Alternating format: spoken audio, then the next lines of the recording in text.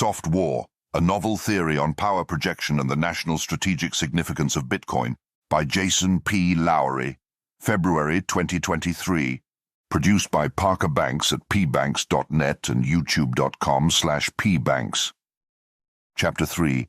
Power Projection Tactics in Nature. The most important causes of change are not to be found in political manifestos or in the pronouncements of dead economists, but in the hidden factors that alter the boundaries where power is exercised. Subtle changes in climate, topography, microbes and technology. The sovereign individual. Introducing power projection theory. Many human power projection tactics can be understood by simply observing what happens in nature. Spend enough time studying how organisms behave, and it becomes clear that there is a causally inferable relationship between two phenomena. One, the physical power projection capabilities of living organisms, and two, the amount of freedom, prosperity, and resource abundance they enjoy. Nature appears to disproportionately favor its strongest and most intelligent power projectors. Why is that? Nature doesn't necessarily have to behave like this. There are other characteristics aside from strength and intelligence that animals could asymmetrically reward by placing them higher in the pecking order. What's so special about physical strength and intelligence? Why do so many species focus their attention on rewarding their strongest and most intelligent members? Why do animals even need to be picky about who they feed and breed in the first place? Power projection theory lays the groundwork for understanding why physical strength and intelligence is so intrinsically valuable in the wild, and why it's often used as the basis for settling disputes, managing limited resources, and establishing intraspecies dominance hierarchies, aka pecking order. Nature has an incontrovertible bias towards its strongest and most intelligent organisms. Animals which master their capacity and inclination to project physical power in increasingly clever ways tend to prosper better in the wild than animals which don't. In other words, the strong and the aggressive often survive. The weak and the docile often don't. There must be an explanation for this, an explanation which could provide some insight into why humans project power, settle disputes, and manage resources the way they do. This explanation could help shed light on why emerging power projection tactics, techniques, and technologies like Bitcoin are so remarkable. To understand the socio-technical and national strategic significance of Bitcoin, it is first necessary to develop a first principles understanding of the primary value-delivered function of physical power projection. A mental model is needed of how physical power projection works, why it works, and what value its primary value-delivered function is for the organisms which master it. To that end, the author begins a grounded theory about Bitcoin with a theory about power projection. This chapter explores the concept of property ownership and retraces the evolutionary steps that life took to become increasingly more prosperous. The reader is guided through examples of power projection tactics in nature. A series of anecdotes explore complex relationships between life, power, property, and prosperity. Throughout this chapter, the word power is used strictly in a physical context to describe energy, joules, transferred per unit of time, joules second, to form a phenomenon called watts. From both a systemic and psychological perspective, physical power, aka watts, serves many useful functions in nature and society. One of the most useful yet underappreciated functions of physical power in nature is providing living creatures with a basis for settling their disputes, managing their resources, and establishing a pecking order in a zero-trust, egalitarian, and permissionless way. The author explores how physical power provides life with what it needs to undertake the existentially imperative task of gaining, maintaining, and sharing access to limited physical resources using dominance hierarchies. An assertion is made that physical power is the primary means through which all living creatures, including and especially sapiens, achieve consensus on the legitimate state of ownership and chain of custody of precious resources. This assertion forms the basis of an argument that without the presence of physical power, most animals cannot achieve consensus about who owns what property. This simple observation feeds into later discussions about power dynamics in modern agrarian society. After explaining the link between physical power and resource ownership, the author discusses how organisms in nature adopt different physical power projection strategies to increase their capacity to capture resources while simultaneously defending themselves against predators. The author introduces a concept called Primordial Economics to explain the dynamics of naturally occurring phenomena like predation.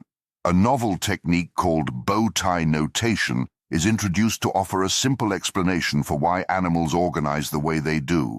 These concepts are used throughout the remainder of the theory to explain why humans project power and how new technologies like Bitcoin could affect their behavior.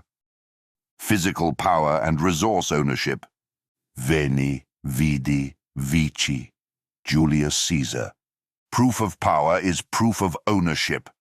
Imagine precious resources, for example, land, water, food, gold, residing on Earth many billions of years ago, long before our planet was inhabited by life.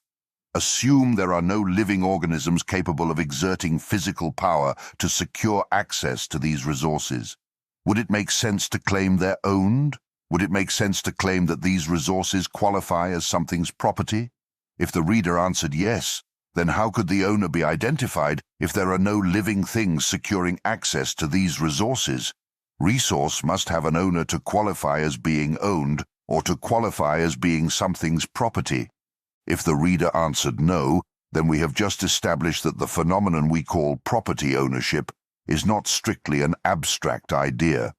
Ownership has a physical signature in shared objective reality that is somehow related to physical power projection. The real-world physical power projected by animals to gain and maintain access to resources is somehow related to the phenomenon we call ownership. Since the dawn of life on Earth, organisms have evolved increasingly more creative ways to project physical power to settle property disputes, secure control authority over resources, achieve consensus on the state of ownership and chain of custody of property, and establish dominance hierarchies, aka pecking order. The control authority over Earth's natural resources that many plants and animals enjoy today appears to be the byproduct of energy exerted over time. Joules/sec. This would imply that property ownership's physical signature can, in fact, be measured or denominated in watts. Watts signal ownership. We can determine organisms believe they own based not on what they say, but on what they do, how they project their watts. When an organism decides to stop owning a resource, they stop spending the watts needed to maintain their access to it. Perhaps an organism stops spending watts because their priorities changed. Perhaps it simply doesn't value the resource anymore. Either way, when an organism stops spending watts to preserve their access to a resource, their perceived ownership of that resource disappears. Ownership of the discarded resource then passes on to the next able-bodied organism capable of and willing to spend the watts necessary to gain and maintain access to it. Watts appear to be the only part of ownership that is based in that place we call objective physical reality.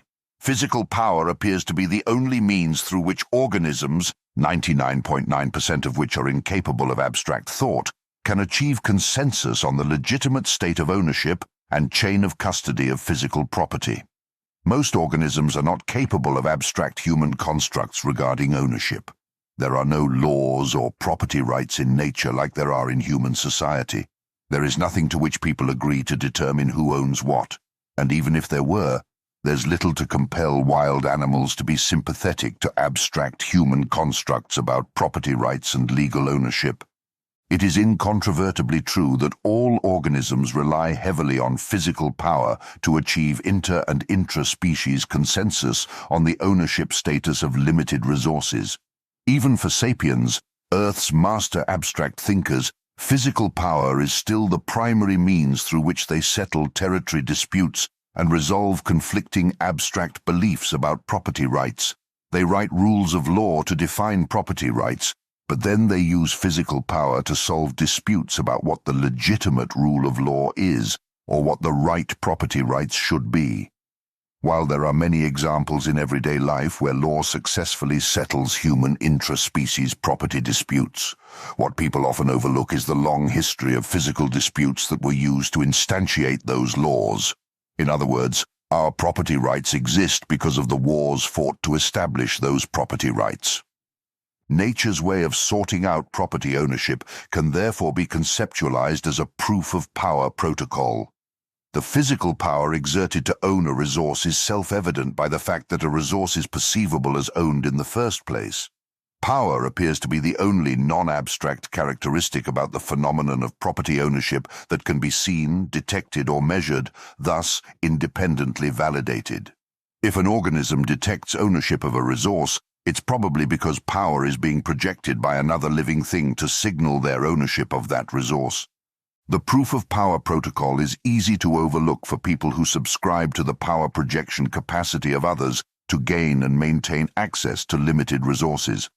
Most people living in modern society do not participate in the proof of power protocol like wild animals do, so it's easy for them to lose sight of the fact that people are constantly projecting physical power to settle property ownership disputes and establish intraspecies dominance hierarchies. Nevertheless, the proof of power protocol is always running. The physical power bill is always being paid whether we pay it ourselves or outsource it to others. The property rights we enjoy today exist because people were willing to project lots of physical power to claim and maintain those rights. Without the expenditure of watts by living things to secure access to precious resources, living creatures are unable to perceive a resource as being something's property in the first place. Without physical power, resources are either perceived to be unclaimed, therefore not property, or resource ownership is purely an abstract construct that manifests as a belief system. Belief systems which can be ignored, exploited, or considered illegitimate. Signaling ownership by showing one's capacity and inclination to impose severe physical costs. To illustrate how physical power is used to signal property ownership, consider a scenario where the reader attempts to take freshly hunted meat, a precious physical resource, from a wolf. The wolf would likely signal her ownership of that resource by projecting physical power. She would accomplish this by displaying her capacity and willingness to impose severe physical costs on the reader for trying to deny her access to the meat. This proof of power display would probably look something like a wolf snarling and baring its teeth. The wolf's capacity and willingness to impose severe physical costs on the reader to secure her access to the meat is displayed via her snarl, and it would likely leave a clear impression on the reader. Two things should be noted about this display. The first is that her power projection capacity is physically quantifiable. With the right combination of sensors, we could measure her capacity to project power in watts. The second thing to note about this display is the fact that those watts are the only independently verifiable and objective signal of ownership based in physical reality. Her ownership of the meat manifests itself through the power she projects to secure her access to the meat. That snarl serves as her certificate of ownership. In other words, her proof of power is her proof of ownership. Now imagine what would happen if the wolf were docile. Imagine if you picked up the meat and the wolf did not snarl and threaten to bite you. She projects no physical power and signals no willingness to impose physically prohibitive costs on you to prevent you from accessing the precious resource. In that scenario, you and neighboring organisms would likely perceive that she is either being friendly and sharing her property with you, or she does not believe the meat is her meat in the first place. Without her physical projection of power, there is no physical signature from which we can perceive her ownership of the meat, so it is not clear if she thinks she owns it at all. This scenario illustrates how closely physical power projection is metacognitively linked to the concept of property ownership. Physical power and aggression are signals of resource ownership. Organisms rely on other organisms to signal property ownership by projecting power. Without physical power projection, it's hard for organisms to detect ownership unless they have the capacity to think abstractly like humans do and communicate via common language. But talk is cheap. Abstract constructs of ownership are extremely weak signals of ownership that are often ignored unless they're backed by physical power. The proof of power protocol for property ownership is energy-intensive and prone to causing injury, but it has many positive trade-offs. The main benefits of the Proof of Power Ownership Protocol is that it's a zero-trust, egalitarian, and permissionless protocol. Proof of Power is zero-trust because it doesn't require trust to function properly. It works the same regardless of whether organisms are trustworthy and sympathetic to our beliefs or not. Proof of Power is egalitarian because all organisms are equally subordinate to Watts. Proof of Power is also permissionless. The wolf doesn't need to ask for permission from the animal it hunts to take its meat. Her physical power gives her the freedom to do what she wants. Another major benefit of the Proof of Power Ownership Protocol is that it's exogenous to belief systems. Ownership of the meat passed from the prey to which it originally belonged to the wolf, who hunted it down for no other reason than because the wolf projected physical power to gain and maintain access to the meat. She doesn't own the meat because she believes she should own the meat. Beliefs don't put dinner on the table. Physical power does. The wolf's continual projection of physical power is why she continues to own the meat.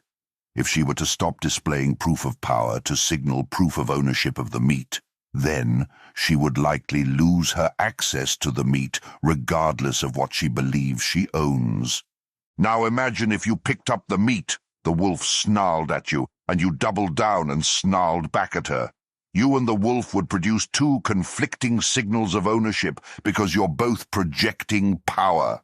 In this situation, it wouldn't be clear to neighboring organisms who truly owns the meat. To resolve this property dispute and achieve consensus on the legitimate state of ownership and chain of custody of the meat, more physical power would need to be applied to the situation. It would not be possible to file a lawsuit against the wolf to challenge their custody of the meat. It would not be possible to engage in diplomatic talks with the wolf to draft an agreement about what the proper abstract construct of ownership should be. These options would not be on the table because they require the wolf to be sympathetic to the reader's beliefs about property rights, and she isn't physiologically capable of that. She doesn't have the biological circuitry nor the brain power to understand the reader's abstract explanation about why the reader believes they are somehow the proper owner of the meat, much less does she have the inclination to be sympathetic to the reader's belief system when she can simply use her superior physical power to shred the reader to pieces and have even more meat for herself. In lieu of the option for peaceful adjudication, the reader would have to settle the property dispute by entering a probabilistic physical power competition to determine the meat's legitimate owner.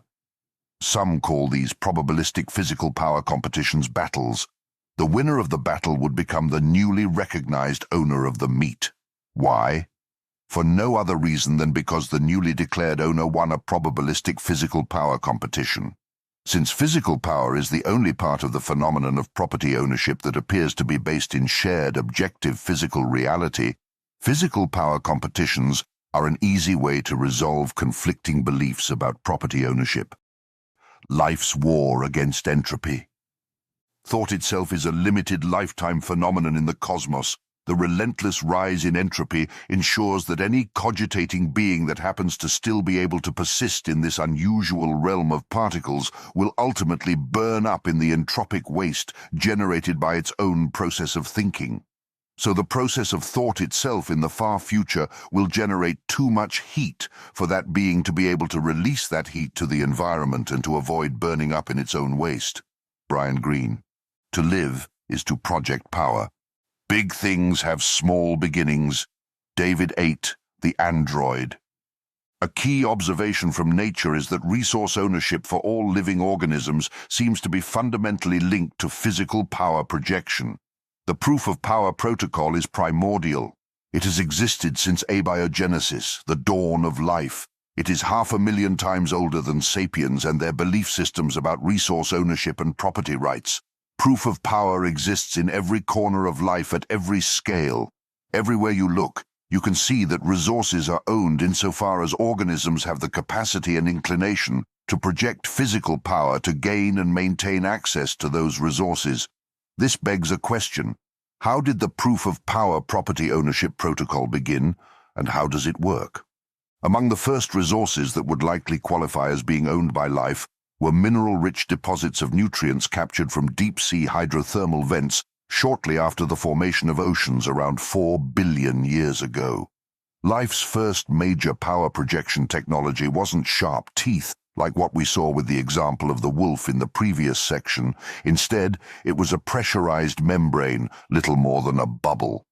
A pressurized membrane is a wall or thin mass stretched across a volume that exerts force to displace surrounding mass. When external forces from the environment contact a membrane, the membrane exploits Newton's third law to passively project opposing forces back at the environment to displace the mass of the surrounding volume. Using pressurized membranes to capture resources and survive in the wild would probably qualify as life's earliest and most successful power projection tactic, technique, and technology to date. Pressurized membranes enabled life to exert physical power to capture nutrient-rich volume from their surrounding environment. Despite consisting of nothing more than thin films stretched across microscopic gaps in rocks, these early life forms were nevertheless global superpowers. They stood as iron citadels capable of projecting infinitely more power than the lifeless void which existed before them. The tiny fraction of watts exerted by these microscopic bubbles were anything but insignificant. They were monuments of defiance against what could be described as life's mortal enemy, the cold and unsympathetic entropy of the universe. If we ignore the technicality that these microorganic structures emerged billions of years before the evolution of sight, then we could describe the emergence of pressurized membranes as life's first veni, vidi, vici moment. At this early stage, membranes were only capable of passively exerting equal and opposite forces upon the surrounding environment. But this passive power projection strategy didn't make membranes a defense-only power projection tactic. The nutrient-rich incubatory volume occupied by these pressurized membranes was captured the same way Caesar captured Rome, by force. As discussed in the previous section, physical power is how all living organisms achieve consensus on the legitimate state of ownership and chain of custody of resources. Legitimate is put in quotes to serve as a reminder that legitimate resource ownership is an abstract construct invented by sapiens to assist with the peaceful adjudication of intraspecies property disputes. In other words, nature doesn't care about what sapiens think legitimate resource ownership means. In fact, nature does not appear to care about any abstract sapient construct. Nature could care less about people's property rights or rules encoded into property law. Nature only appears to recognize proof of power. The first living organisms didn't have the capacity to think, much less believe that the nutrient-rich volume they captured was legitimately theirs or not. They simply took it by force, the same way all animals, including and especially sapiens as much as they hate to admit it, gain and maintain access to their precious resources. Early life forms owned deep-sea hydrothermal nutrients for the same reason a wolf owns meat, because they had the capacity and inclination to project physical power to successfully capture and secure their access to it. Since these first little organisms emerged, life's pressurized membrane power projection tactic has evolved and taken many different complex forms over the past 4 billion years.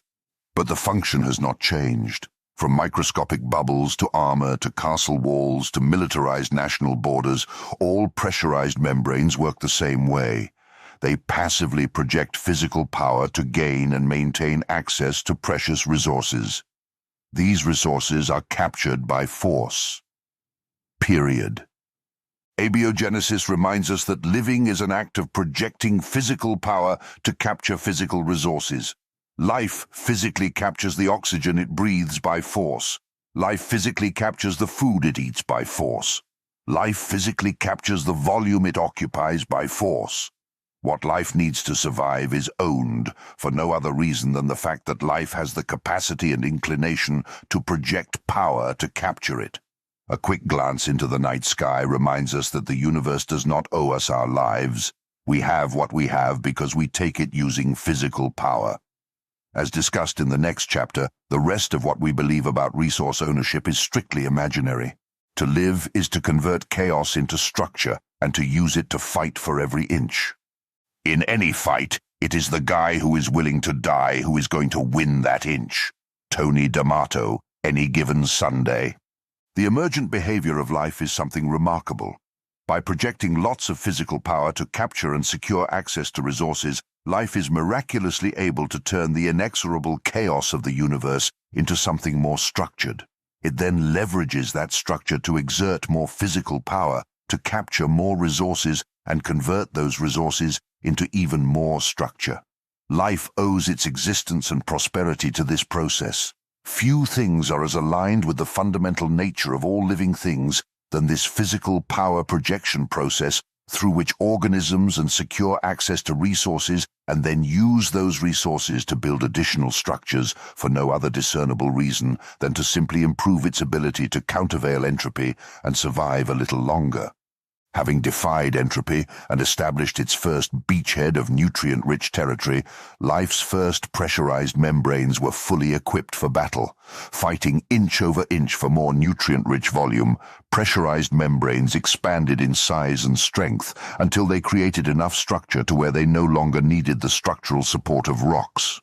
Using clever power projection tactics like closed-loop pressurization control, life was able to construct fully self-contained membrane bubble fortresses capable of floating to unexplored, nutrient-rich heights. Under the protection of their pressurized membranes, these new global superpowers were able to form highly complex internal microorganic economies. Subcellular molecules self-assembled into increasingly more specialized workforces, trading various microorganic goods and services and becoming ever more efficient, productive, and resource-abundant. Through this special combination of robust membrane defense and high-functioning internal economy, life was able to follow a multi-step biochemical path towards ever-increasing structure until it managed to build complex, massive-scale economies we now call single-celled bacteria. Primordial Economics. It is not the most intellectual of the species that survives, it is not the strongest. The species that survives is the one best able to adapt and adjust to the changing environment in which it finds itself. Leon C. Megginson, Benefit to Cost to Ratio of Attack. There is estimated to be more bacteria on Earth today than there are stars in the universe. Suffice it to say, Earth's nutrient-rich volume has become significantly more congested than it was 4 billion years ago. As our oceans began to fill to the brim with bacteria, organisms began to face a new challenge: resource scarcity. It was in response to resource scarcity that life appears to have discovered one of its most primordial economic equations, the benefit-to-cost ratio of attack, BCRA. Every organism could be described as a nutrient-rich bounty of precious resources. Inside every organism are the building blocks necessary to create other organisms. For this reason, most organisms represent an attractive target of opportunity for other organisms to do what we have established that life does demonstrably well: capture using physical power. Consequently, a weak or docile, nutrient-abundant organism is essentially a floating gift basket of vital resources for neighboring life forms. This is because of the primordial economic dynamics. Every organism can be attacked, therefore every organism has a BCRA. An organism's BCRA is a simple fraction determined by two variables: the benefit of attacking it, BA, and the cost of attacking it, CA. BA is a function of how resource-abundant an organism is.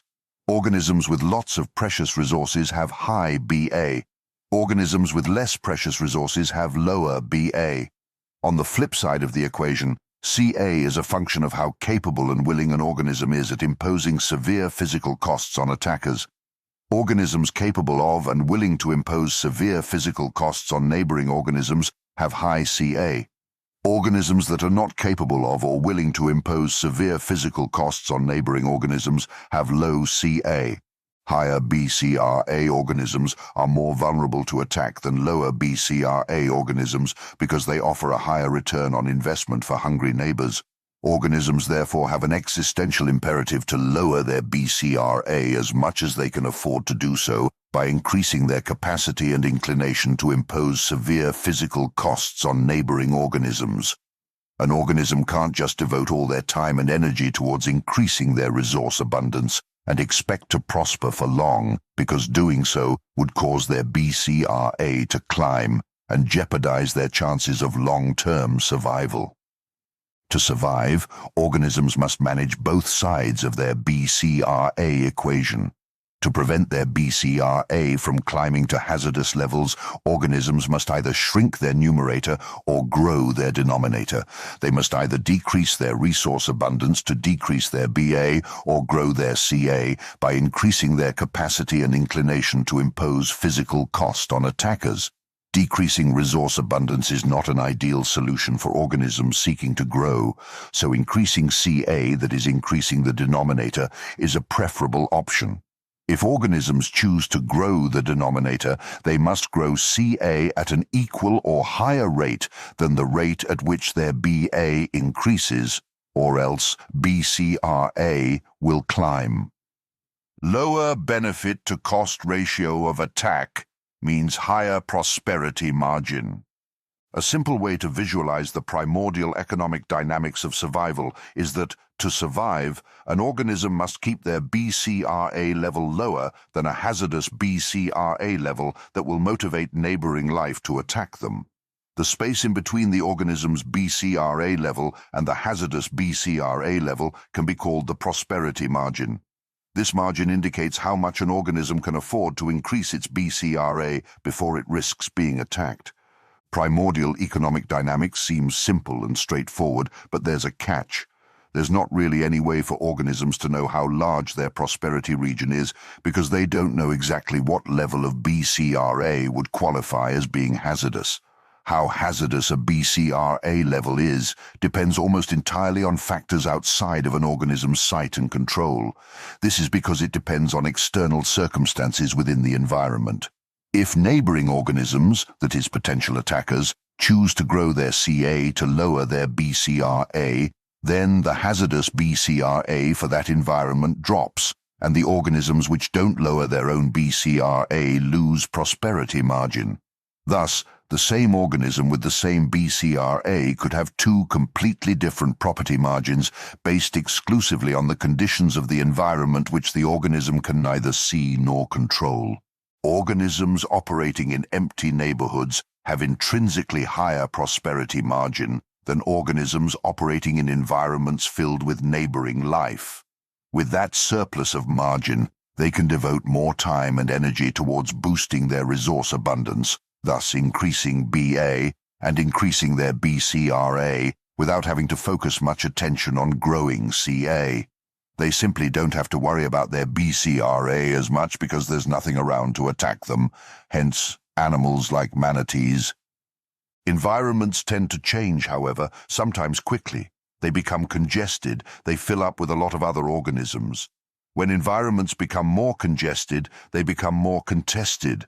Organisms increasingly oppose one another's attempts to access the same limited resources. As environments become more contested, they become more competitive. Organisms seek to gain an advantage over each other. While all of this is happening, environments remain intrinsically hostile. Entropy is a constant, looming threat, and if entropy doesn't attempt to kill an organism, a hungry neighbor will undoubtedly try to devour it. Add these factors together, and we get the type of environment all organisms live in today: congested, contested, competitive, and hostile CCCH environments. Organisms can try to move to different environments that naturally afford higher prosperity margin, but wherever life goes, other life inevitably follows, making the new environment CCCH as well. Consequently, finding a non-CCCH environment is not really an option. Survival therefore becomes a task in learning how to adapt to the local environment by learning how to throttle down BCRA and buy oneself as much prosperity margin as possible. Different organisms have different successes at this task. Organisms which succeed at lowering their BCRA level enjoy more prosperity margin. A hazardous state arises when local environments become increasingly CCCH faster than organisms can adapt to them. When these changes occur, previously acceptable BCRA levels become unacceptably hazardous. It becomes more of an existential imperative to devote time, attention, and energy towards growing CA to lower BCRA. If an organism doesn't find a way to grow their CA fast enough, they compromise their chances of survival by making themselves the neighborhood target of opportunity for surrounding life to devour. Most organisms learn this lesson the hard way, but some are intelligent enough to adapt and develop new power projection tactics, techniques, and technologies to continuously lower their BCRA. Innovate or die. What doesn't kill you makes you stronger. Friedrich Nietzsche, The Rise of Predation. Whenever we study nature, we should remind ourselves that the behaviors we observe in nature are incontrovertibly winning strategies for survival. This is something to keep at the forefront of our minds when we observe that killing and fratricide are some of the most common, routine, and predictable behaviors in nature. Life appears to be well versed in primordial economics, devoted to the task of devouring those who don't devote their time and attention to lowering their BCRA. Early forms of predation used dual-use power projection tactics which capitalized on pressurized membranes like phagocytosis or cell eating. Forming cavities in their membranes, organisms figured out how to use rudimentary mouth-like structures to capture resources by engulfing particulate matter. This capability is extremely useful because it's multifunctional. Mouths capture resources and impose severe physical costs on attackers. In other words, mouths influence BA and CA simultaneously, giving an organism more control over their BCRA.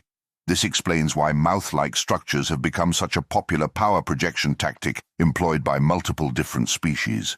Phagocytosis illustrates yet another vital function of physical power. Not only do organisms use physical power to achieve consensus on the state of ownership and chain of custody of resources, but they also use physical power to regulate their BCRA levels. Porous membranes and mouths demonstrate how some power projection tactics can influence both sides of the BCRA equation, making them highly desirable. Other power projection tactics only affect one side of the BCRA equation. For example, if you take a pressurized membrane but remove its ability to subsume particulate matter, you get armor plating. Armor plating is useful for growing CA by imposing higher prohibitive physical costs on attackers via Newton's third law, but its inability to subsume particulate matter makes it not particularly useful at capturing resources to increase BA. Nevertheless, armor plating is still a winning power projection tactic, often seen in nature, because of how it helps organisms with the existential imperative of lowering their BCRA and buying themselves as much prosperity margin as possible to keep themselves secure against neighboring life. Some other examples of important dual-use power projection tactics that emerged during the early days of predation were evolutions like pili, hair, and flagella, tails. These innovations allowed life to swim around and capture resources to increase BA, while simultaneously allowing them to impose physically prohibitive cost on attackers by outrunning them or by using them as whips to break apart their neighbors' membranes. Mixing these technologies with phagocytosis proved to be an especially powerful combination, leading to the emergence of what we now call predators. A predator is a proactive primordial economist. Predators are BCRA bargain shoppers who hunt down the best BCRA deals within their local environment. Armed with dual-use power projection technologies like whips, tails, and mouths, life's early predators mastered the art of BCRA bargain shopping by swimming around and eating resource-abundant organisms with the highest BCRA levels. As oceans gave rise to more of these BCRA bargain shoppers, neighborhoods became increasingly more CCCH. Organisms which developed the most effective dual-use power projection tactics for their neighborhood became what we call apex predators. Organisms which couldn't buy themselves enough prosperity margin to adapt to their new environment were promptly devoured by these apex predators. Some might say predation is a negative phenomenon because of how murderous and fratricidal it appears to be. This assertion is based purely on human ideology. From a systemic perspective, predation has benefits for life. In sufficient moderation, predation acts like a filter that weeds out life's most unfit and unadaptable organisms. By passing organisms through this filter, life revectors Earth's precious limited resources away from its worst prosperity margin growers towards its best prosperity margin growers, consequently buying more prosperity margin for life as a whole. In other words, the stronger and more adaptable organisms become, the stronger and more adaptable life itself becomes at surviving on Earth. It takes a stoic mindset to recognize and appreciate the complex emergent benefits of predation. In a universe without entropy or resource scarcity, there might not be a lot to gain by filtering out organisms that are not optimized for their environment.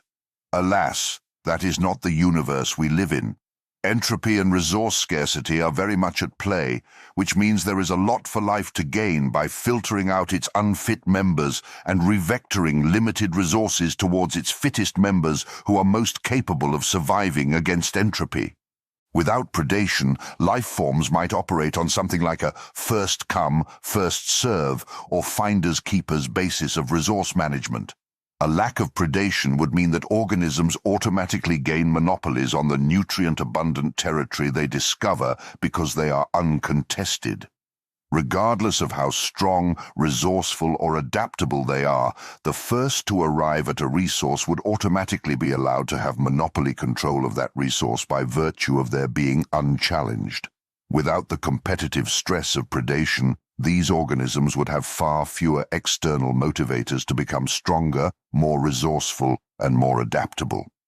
In other words, without predation, there would be nothing but unimpeachable, centralized monopoly control over precious resources.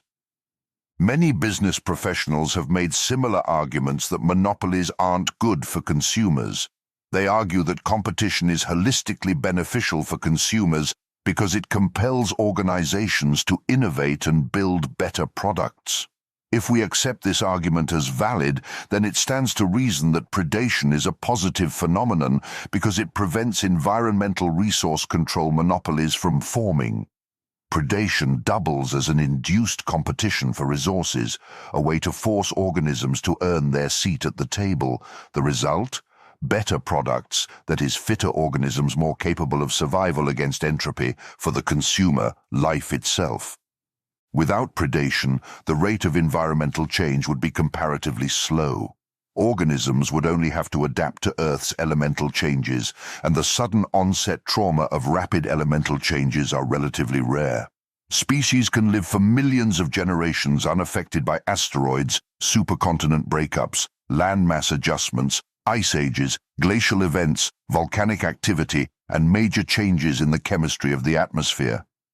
Without predation to keep them busy during Earth's elemental downtime, organisms would not need to be as quick to adapt, making them far less capable of rising to the challenge of surviving entropy's next attempt to kill it. Predation kicks the rate of existentially threatening environmental change into high gear. Survival no longer depends on adapting to Earth's comparatively slow elemental changes. Instead, it depends on outpacing the threat posed by other life forms. The eat-or-be-eaten dynamic of predator-prey relationships gives rise to a self-reinforcing feedback loop where the continuous discovery of increasingly more effective and lethal power projection tactics, techniques, and technologies begets the need for increasingly more effective power projection tactics, techniques, and technologies. More predation leads to a more CCCH environment with faster falling hazardous BCRA levels. In response to this, organisms must figure out how to make their own BCRA levels fall faster, which ends up making the environment even more CCCH, and the dynamo continues. Living prosperously becomes a task devoted to making new discoveries that will help each organism survive a rigorous natural selection process. The emergent effect of this dynamic is that life becomes faster, stronger, more adaptable, more intelligent, and better at surviving against the cold and unsympathetic cruelty of entropy. We owe our lives to the ecological arms race caused by predation. Endothermy serves as a great example of the complex emergent benefits of predation. Around 250 million years ago, life above the surface of the Earth was very CCCH due to the Permian-Triassic mass extinction. Organisms couldn't afford to spend a lot of time out in the open because of harsh conditions caused by predation and entropy. This presented a challenge for organisms seeking to regulate their body temperature. Not spending a lot of time on the surface means not being able to capture an important resource from the sun: heat. Shrew-like organisms were able to overcome this challenge thanks to biological mutations which allowed their bodies to actively produce their own heat by metabolizing fats and sugars in their food. This power projection tactic is called endothermic body heating, or warm blood. The reader should note that when predation and entropy aren't factored into our calculus, warm blood looks like an extremely inefficient use of energy and a rather unhelpful power projection tactic. Why pay for something you can get for free?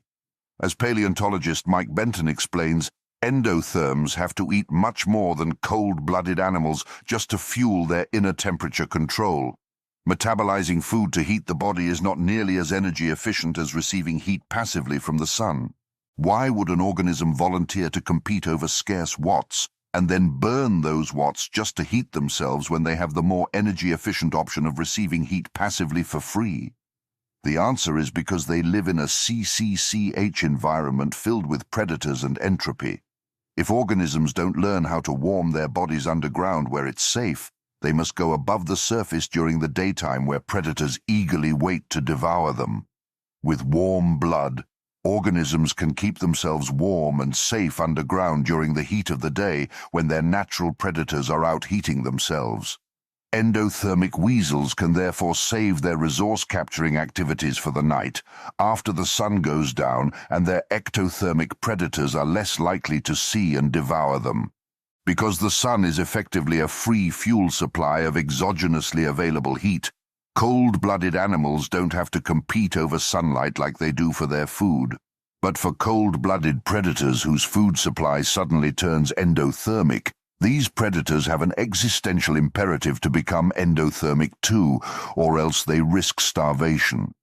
This phenomenon leads to what has been called an ecological arms race, where both predator and prey adopt the same adaptations and engage in a cat-and-mouse game where they try to out-evolve each other. In game theory, these are called strategic shelling points. Thus, predation creates a game-theoretic dynamic where predator and prey adopt the same shelling points. This leads to complex emergent behavior which benefits both predator and prey, as both become increasingly fitter and more adapted to their local CCCH environment. As the University of Bristol explains, in ecology, arms races occur when predators and prey have to compete with each other and where there may be an escalation of adaptions. Endothermy sparked an intense ecological arms race. Shrew-like prey and their reptilian predators both developed warm blood. After many years of innovate or die predatory dynamics, these creatures both developed distinctively upright bone structures which allowed them to move faster. They both developed better eyesight and more advanced brain circuitry. Consequently, both animal classes found themselves much more capable of survival when the next major elemental change happened on Earth. Cold-blooded ectothermic body heating is indeed a more energy-efficient design, except when the sun stops shining and the world's free fuel supply of heat suddenly disappears. 66 million years ago, Earth's biggest, strongest, and most energy-efficient organisms learned the hard way that survival is not strictly about optimizing energy efficiency. It's also about adapting to a harsh environment. To be more specific, survival is about not freezing to death when entropy throws a 7.5-mile-wide asteroid at Earth 16 times faster than a bullet, creating such a large debris cloud that direct sunlight didn't reach the surface of the Earth for years. Can the reader guess what power projection tactics are useful in that environment? Self-warming blood and the full suite of improved speed, eyesight, intelligence, and other capabilities developed during the ecological arms race between endothermic predators and prey. Deprived of the power projection tactics, techniques, and technologies enjoyed by the animals which had participated in a highly competitive ecological arms race, many dinosaurs died en masse. The resulting food supply chain disruptions led to mass starvation and eventually mass extinction for about 80% of life on Earth. Meanwhile, the smaller, faster, smarter organisms with endothermic body heating that had been locked into a highly competitive arms race found themselves much better equipped to adapt to their new environment. With 80% of their compatriots gone, these animals were free to feast on what the rest left behind. These special animals are still thriving today. We call them birds and mammals. Lighting a fire under life's hindquarters as an extrinsic motivator to get them to adapt faster. It is the knowledge that I'm going to die that creates the focus that I bring to being alive. The urgency of accomplishment, the need to express love now, not later. If we live forever, why even get out of bed in the morning? Because you always have tomorrow. That's not the kind of life I want to lead. I fear living a life where I could have accomplished something and didn't. Neil deGrasse Tyson. Innovation is a tricky thing. As Clay Christensen taught us, the best innovations often don't appear to be better than the status quo. They often have worse performance characteristics. They often look highly inefficient and wasteful, and they routinely don't satisfy an existing need. This leads to the infamous innovator's dilemma, where searching for an innovative strategy is predestined to look like a poor economic decision because it means burning through resources searching for a solution to a problem nobody recognizes yet. For these reasons, the life of an innovator is often characterized by condescension, mockery, and underappreciation. Nevertheless, entropy demands that all life forms innovate or die. Life must find increasingly clever power projection tactics, techniques, and technologies to grow its prosperity margin and continue to survive. When entropy inevitably strikes again and the next major elemental change occurs, innovators often have the last laugh. The mighty dinosaurs fall, and the shrews inherit the earth. Now that we have reminded ourselves that we owe our existence to an ecological arms race, let's revisit the topic of predation and ask ourselves, how should life compel its organisms to overcome the innovator's dilemma and maximize its chances of survival against entropy? How do we motivate organisms to pursue innovative power projection tactics that are predestined to look inefficient and wasteful? How do we compel ourselves to find the best survival tactics, techniques, and technologies if we can't know what they are a priori? The answer doesn't appear to be intrinsic motivation because that's not what we observe in nature. What we observe in nature is a whole bunch of organisms constantly trying to devour each other and then narrowly surviving extinction as a direct result of the clever power projection tactics developed to avoid being devoured. Organisms didn't develop warm blood and superior speed, eyesight, and intelligence to survive against a meteor. They did it to survive against each other, and those tactics, techniques, and technologies just happened to make them more capable of surviving a meteor. This would imply that life's approach to solving the innovator's dilemma is extrinsic motivation via predation. From a systemic perspective, life effectively lights a fire under its organism's hindquarters and tells them to innovate or die. Figure out better power projection tactics to grow prosperity margin so we can survive in this universe longer, or else be devoured by those who are willing to step up to the task. Like Olympians training under the oxygen deprivation stress of high altitudes, life seems to have figured out how to deliberately stress itself and spur innovation using predation. This process breaks up local resource monopolies and filters out the ecologically unfit and uninnovative, revectoring precious limited resources to the organisms which are stronger, more intelligent, and more adaptable. Why would life want to do this? Because an organism that is incapable of innovating is an organism that is incapable of adapting to the environment. Organisms which can't adapt to the environment are destined to die to entropy anyways, so there's little for life to lose by cutting their losses, killing off their weak and unadaptable organisms early, and revectoring those resources to better survivors. On the surface, this seems like a cold and unsympathetic strategy. But it's not as cold and unsympathetic as the universe hovering above our heads, seemingly determined to kill us. Moreover, 4 billion years' worth of data suggests predation is an incontrovertibly winning strategy for survival, hence its ubiquity in nature. The survivor's dilemma. Do not go gentle into that good night. Rage, rage against the dying of the night. Dylan Thomas. Survival is not a birthright. It must be earned.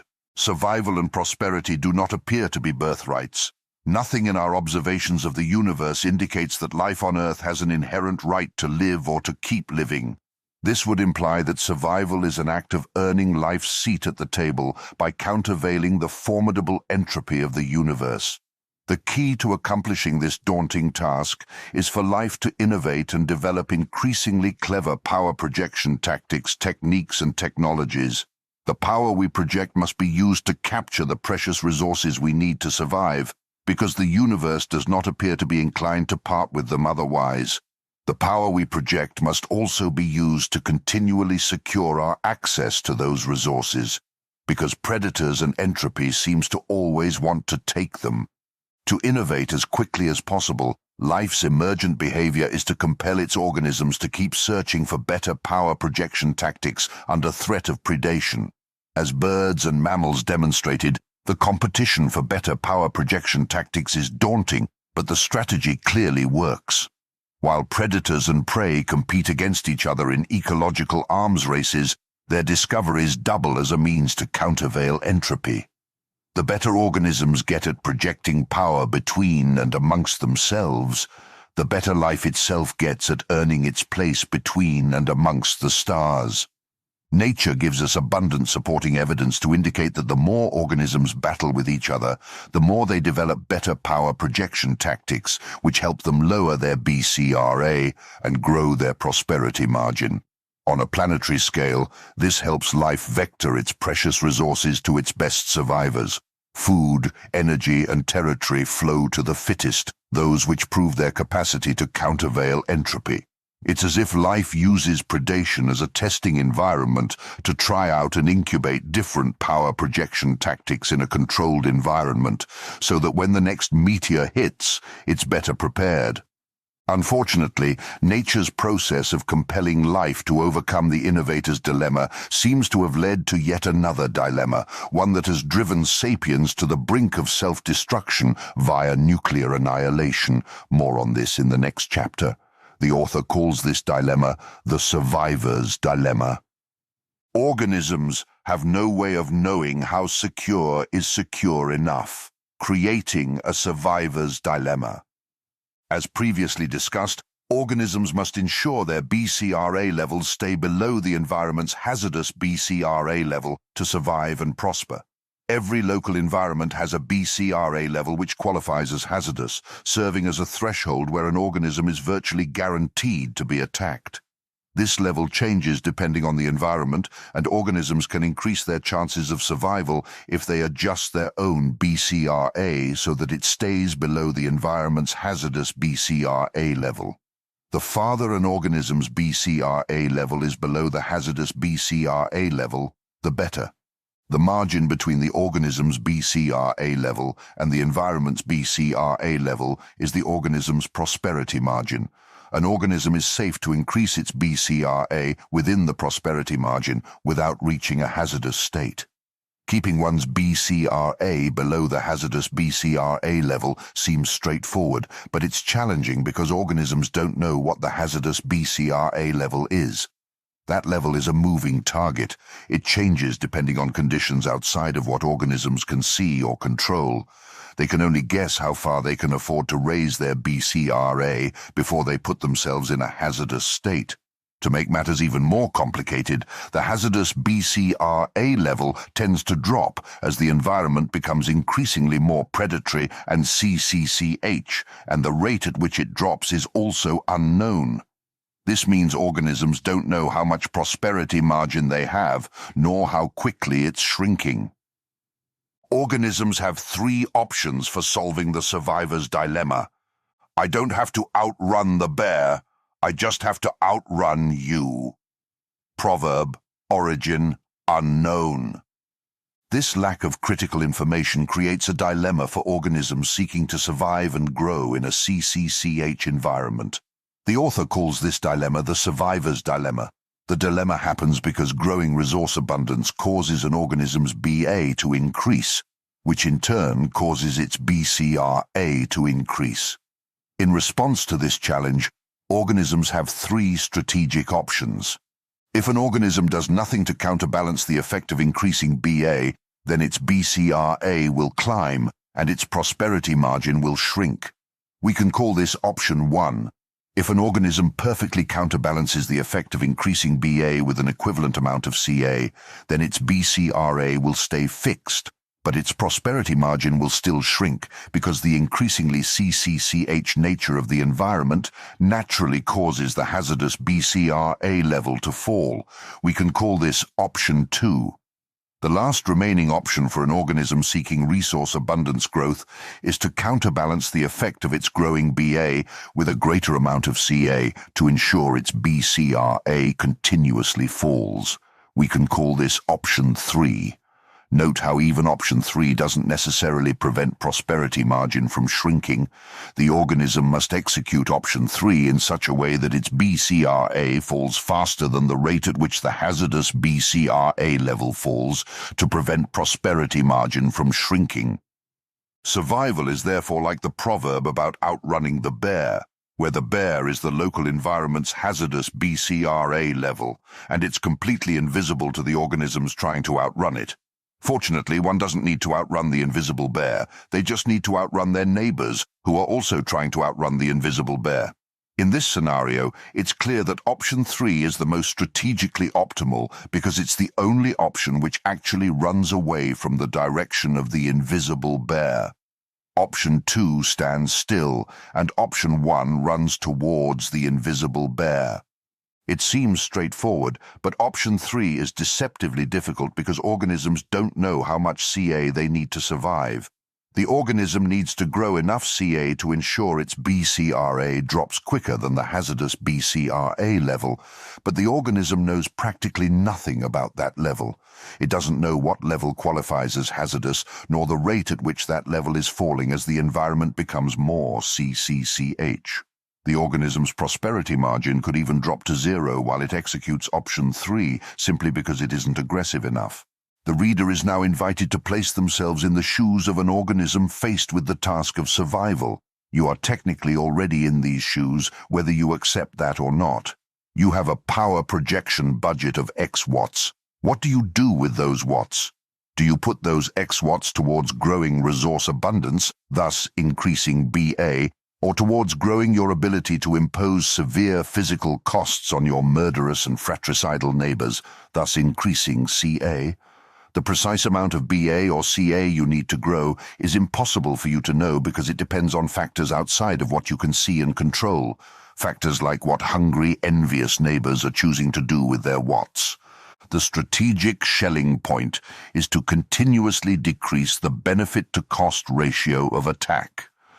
The survivor's dilemma creates a game-theoretic situation where you can't trust your neighbor, you don't know what BCRA level qualifies as hazardous, and you don't know how quickly the hazardous BCRA level is chasing you. This means you don't know how much prosperity margin you have, or how quickly it's dwindling. You know you should try to outrun your neighbors from the invisible bear, but you don't know how quickly you need to run because you can't see the invisible bear. In this situation, the optimal strategy is to simply run as fast as you can afford to run, to invest your watts into keeping your BCRA from falling as quickly as you can afford for it to fall. This will minimize the probability of causing your prosperity margin, that is the distance between you and the invisible bear, to close while still giving you the opportunity to grow your resource abundance. It's like two-pedal driving where CA is the throttle pedal and BA is the brake pedal. To survive, you have to keep a heavy foot on the CA pedal at the same time you press the BA pedal to outrun the neighbors, and you have to constantly manage this. The survivor's dilemma represents the same fundamental challenge as national strategic defense. There's no way to know how much defense is enough defense. A nation can only guess how much defense they need based on the intelligence they can collect about their opponent's power projection capabilities. But the only way for a nation to know for sure that they haven't dedicated enough resources towards defense is the hard way. This is the same dilemma that all organisms face, no matter what kind of organism they are, and no matter what they think about primordial economics. The organisms which survive are the ones that adopt the Schelling point of lowering BCRA as consistently and as affordable as possible. In other words, the organisms which survive are the ones who learn to continuously maximize their capacity and inclination to impose severe physical costs on their neighbors. In this environment, a significant premium is placed on dual-use power projection tactics, techniques, and technologies. Tactics which only serve to increase BA are strategically compromising. It's more favorable to develop power project tactics which allow an organism to spend their watts capturing resources and impose physical costs on neighbors to ensure one's BCRA level continues to fall as quickly as possible. Unfortunately, when multiple organisms adopt this same Schelling point, it makes the local environment more CCCH, because everyone dedicates a disproportionate number of their watts towards finding increasingly more clever ways to impose severe physical costs on each other. These dynamics cause the hazardous BCRA to fall even faster, making the invisible bear pick up more speed. The survivor's dilemma explains why nature's top survivors are often powerful and mean. The emergent effect of these dynamics explains why wild animals look and act the way they do. Ever notice how nature's survivors at the top of the food chain look so consistently tough? The survivor's dilemma offers an explanation. Top-performing organisms are pressing the CA pedal harder than the BA pedal. They focus on making sure they stay well-equipped with all the latest and greatest dual-use power projection tactics that enable them to grow BA and grow CA simultaneously, with heavier emphasis on growing CA. Their teeth are sharpened, their nails are sharpened. Why? To impose severe physical costs on their neighbors by puncturing them. Life's top survivors are frequently covered in equipment which empowers them to pinch, puncture, and bludgeon. They often have thick suits of armor backed by rigid skeletons, often with big muscles hanging from those skeletons. They're what some people might call scary, or aggressive, or repugnant, due to their capacity and inclination to impose severe physical costs on their neighbors. Have you ever stopped to consider why top performers in nature look the way they do? Why aren't nature's top performers consistently fat, soft, and docile? Once we understand primordial economic game theory, it makes perfect sense why Earth's top performers keep converging on the same characteristics despite being separated by vast quantities of time and distance. We can't allow ourselves to overlook the fact that what we observe in nature is incontrovertibly what survives in nature. The fact that life's top survivors keep converging on the same lean, mean fighting machines is probably not a coincidence. To believe otherwise is to be guilty of survivorship bias. More on this later. Nature is clearly telling us something. It seems to be telling us that emphasis on CA matters, and it matters quite a lot. It tells us that organisms who burn watts to increase CA are organisms which survive. It tells us that if we want to prosper and grow, we need to become sharper, both physically and intellectually. Chasing infinite prosperity. My life, old sport, my life has got to be like this. It's got to keep going up. J. Gatsby, The Great Gatsby. Illustrating the survivor's dilemma using bowtie notation. Another way to illustrate primordial economics is by using what the author calls bowtie notation. An organism's BCRA can be represented by the knot in the center of a bowtie, where each side of the tie represents BA and CA. This notation is useful for learning how to think like a predator by visualizing how appetizing organisms are for neighboring life to devour, a practice known as adversarial thinking. Adversarial thinking is useful for improving security because it helps one recognize one's vulnerabilities. Bowtie notation will be used throughout the following chapters to illustrate multiple survival strategies. As discussed in the previous section, A core challenge associated with living in a CCCH environment is growing one's resource abundance, thus increasing BA, without making oneself an attractive target of opportunity for predators to devour, that is, without increasing BCRA or shrinking prosperity margin. To overcome this challenge, organisms have three options for responding to the survivor's dilemma outlined in the previous section. We can revisit these options and gain further insight using bow tie notation. Option 1 represents the strategy where organisms use their available watts to grow their resource abundance at a faster rate than their capacity to impose physically prohibitive cost on attackers, that is, grow BA faster than CA. This is illustrated as a lopsided bow tie where the quantity associated with BA is clearly larger than the quantity associated with CA. From the organism's point of view, the upside to deploying this strategy is energy efficiency. It can grow more resources with its budget of watts than either of the two other strategies, leading to more rapidly expanding resource abundance. However, from a predator's point of view, organisms which try option 1 represent a target of opportunity because there is more to be gained from attacking the organism than there is to lose. The downside to option 1 is therefore that it shrinks an organism's prosperity margin and makes it increasingly more likely to be devoured.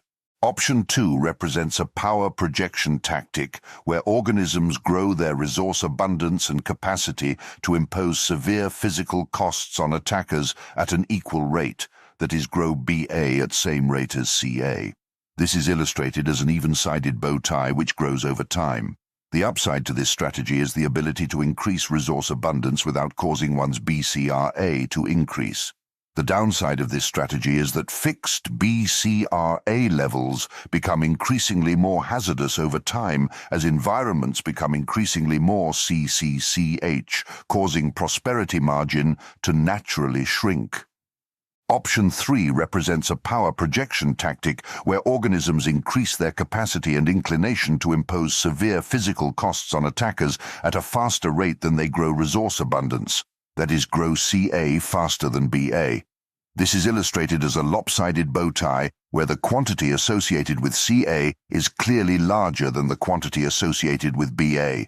From the organism's point of view, the upside to deploying this tactic is decreasing BCRA and possibly increasing prosperity margin. The downside is perceived energy inefficiency and a potentially slower rate of resource abundance growth. The reader should note that in reality, this downside is not inefficient because the energy is being spent for a clear reason: security. From a predator's point of view, an organism using this strategy represents an undesirable target. The fact that predators choose not to devour this target is proof that the energy expended to increase the organism's CA was not wasted energy. It was worth every watt. Of these three options, option 3 has the highest probability of long-term survival because it minimizes the organism's BCRA and results in the largest prosperity margin. Option 3 accounts for the unescapable reality that Earth is a dynamic CCCH environment filled with murderous, fratricidal and cannibalistic predators determined to devour high BCRA organisms. To achieve long-term prosperity, option 1 and 2 require non-CCCH environments or trust that predators will not be motivated to attack them. Option 3 assumes there's no such thing as a non-CCCH environment. An infinitely prosperous organism is one that can increase CA ad infinitum. Note how all three power projection options given in options 1 to 3 point towards the same desired end state, something the author calls the infinitely prosperous organism. We can define an infinitely prosperous organism as an organism that is capable of growing its prosperity margin ad infinitum. Mathematically, this is only possible if the organism can grow its CA ad infinitum. With an infinitely growing prosperity margin, the organism can then grow its resource abundance, thus its BA, without the threat of being devoured. The purpose of conceptualizing an infinitely prosperous organism is to generate the following insight. The key to survival, resource abundance, freedom, and prosperity is to maximize your ability to impose severe physical costs on neighbors. This insight helps us understand the dynamics of primordial economics and the resulting emergent behavior of life at increasing scales. The resource abundance enjoyed by all organisms, organizations, and civilizations alike are simply the byproducts of life aspiring to become an infinitely prosperous organism. We owe our survival, resource abundance, freedom, and prosperity to our power projectors who decrease our BCRA. Through this lens, a macroscopic topic as complex as national strategic defense can be simplified down to a simple illustration. All of the power projection tactics employed by sapiens are merely a higher-scale version of the same type of power projection tactics that first emerged during abiogenesis. The lessons of survival are exactly the same, whether we're talking about bacteria, nation-states, or anything in between.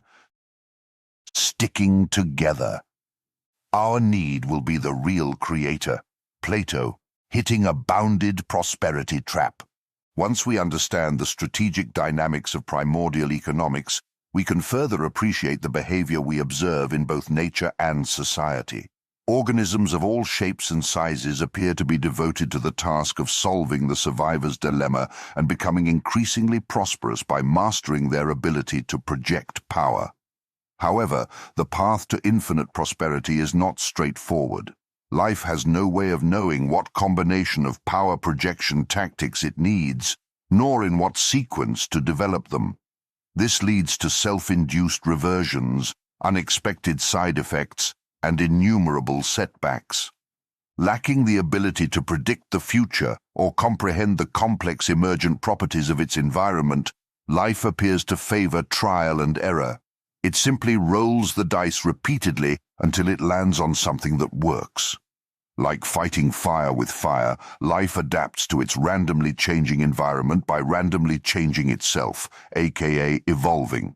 No matter how much prosperity margin it enjoys, life doesn't seem to be inclined to stop searching for better power projection functionality.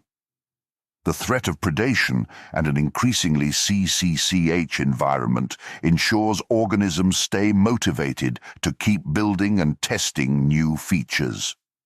With the survivor's dilemma fresh in our minds, let's turn back to the example of our bacterial predators. For nearly 2 billion years, life existed as a murderous and fratricidal soup of single-celled organisms. Under the stress of their environment, bacteria invented different power projection tactics until they eventually stumbled upon a way to mitigate one of life's biggest exogenous threats, the relentless bombardment of radiation from the sun. As a means of defense, biologist Henry G. writes, some bacteria evolved pigments to absorb these harmful rays. Once their energy had been absorbed, it could be put to work. Cyanobacteria used it to drive chemical reactions. Some of these fused carbon, hydrogen, and oxygen atoms together to create sugars and starch. This is the process we call photosynthesis. Harm had become harvest. Earth is the only known planet where fire exists. Astronomers have not discovered another planet with enough oxygen in its atmosphere to support fire. If they did, this would be a revolutionary discovery because it would represent a telltale sign of life on another planet.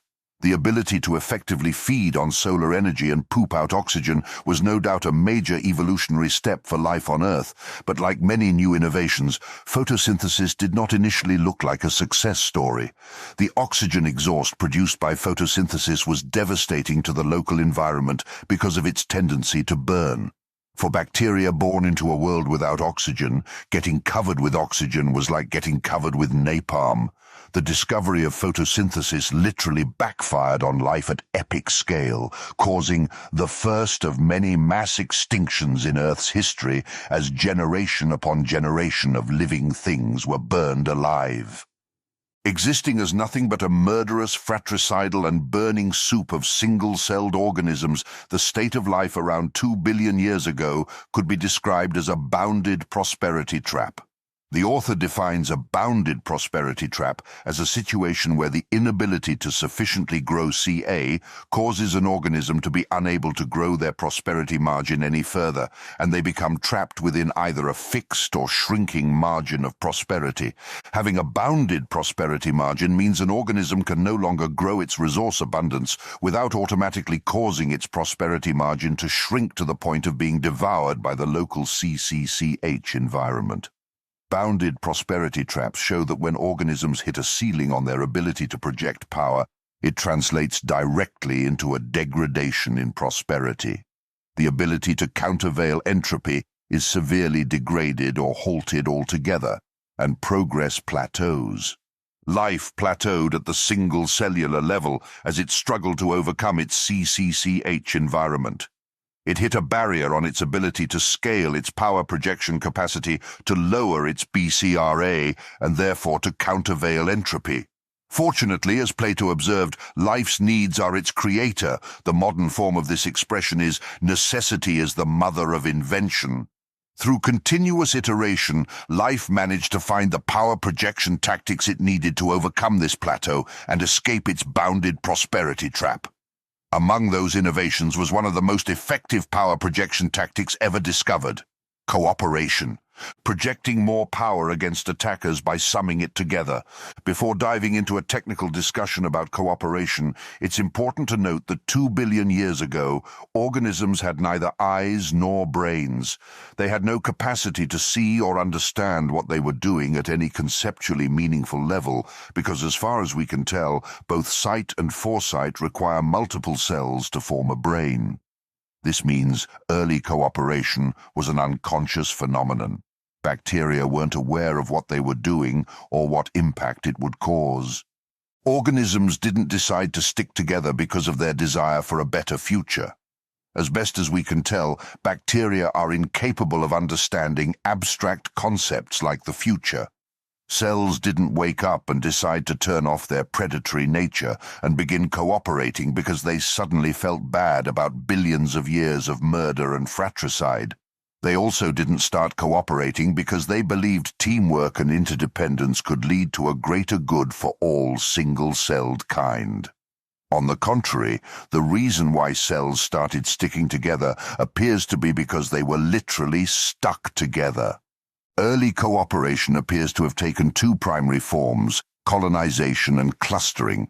Colonization occurs naturally when there is limited volume available for life to occupy. When a group of individual organisms occupy the same space, for example the surface area of a rock, they inadvertently form a colony. As each organism acts in their own self-interest to defend their individual access to their space, they mutually reinforce each other at a holistic level, forming a single cohesive colony which sums their collective power together to impose physical costs on external organisms seeking access to that same space. This phenomenon explains why one of the most common forms of attack in nature is a colonization attack. Individual organisms simply act in their own self-interest to capture a small piece of territory for themselves and defend their access to it. They don't need to be conscious of what's happening to execute this strategy. They just need to have mutually aligned self-interests. At larger scales, a colonization attack is sometimes called invasion. An invasive species is one that colonizes a given territory, and colonization can happen either intentionally or unintentionally. The undisputed masters of colonization attacks on Earth are the serial invaders we now call plants. Powered by photosynthesis, plants have abundant watts available to devote themselves to mastering colonization attacks. This power projection tactic has worked quite well for them, as flora now represents 80% of Earth's biomass, dwarfing bacteria's 15%.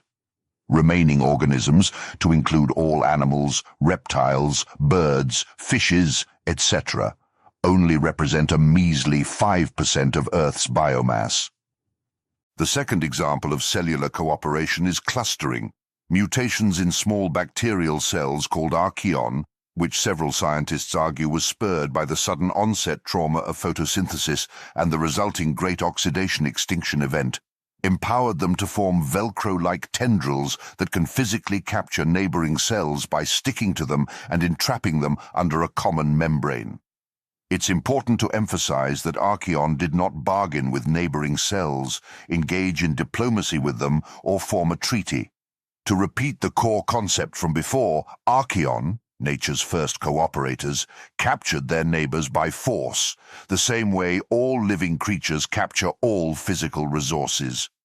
Archeon became dependent on neighboring cells for nutrients, so they learned how to entrap their neighbors with sticky tendrils to secure access to those nutrients. The fact that the relationships they formed were symbiotic doesn't negate the fact that this evolution succeeded because one organism developed a power projection technology to physically overpower and entrap the other organism. At larger scales, clustering organisms via entrapment and forcing them to work together is given a different name: conquering.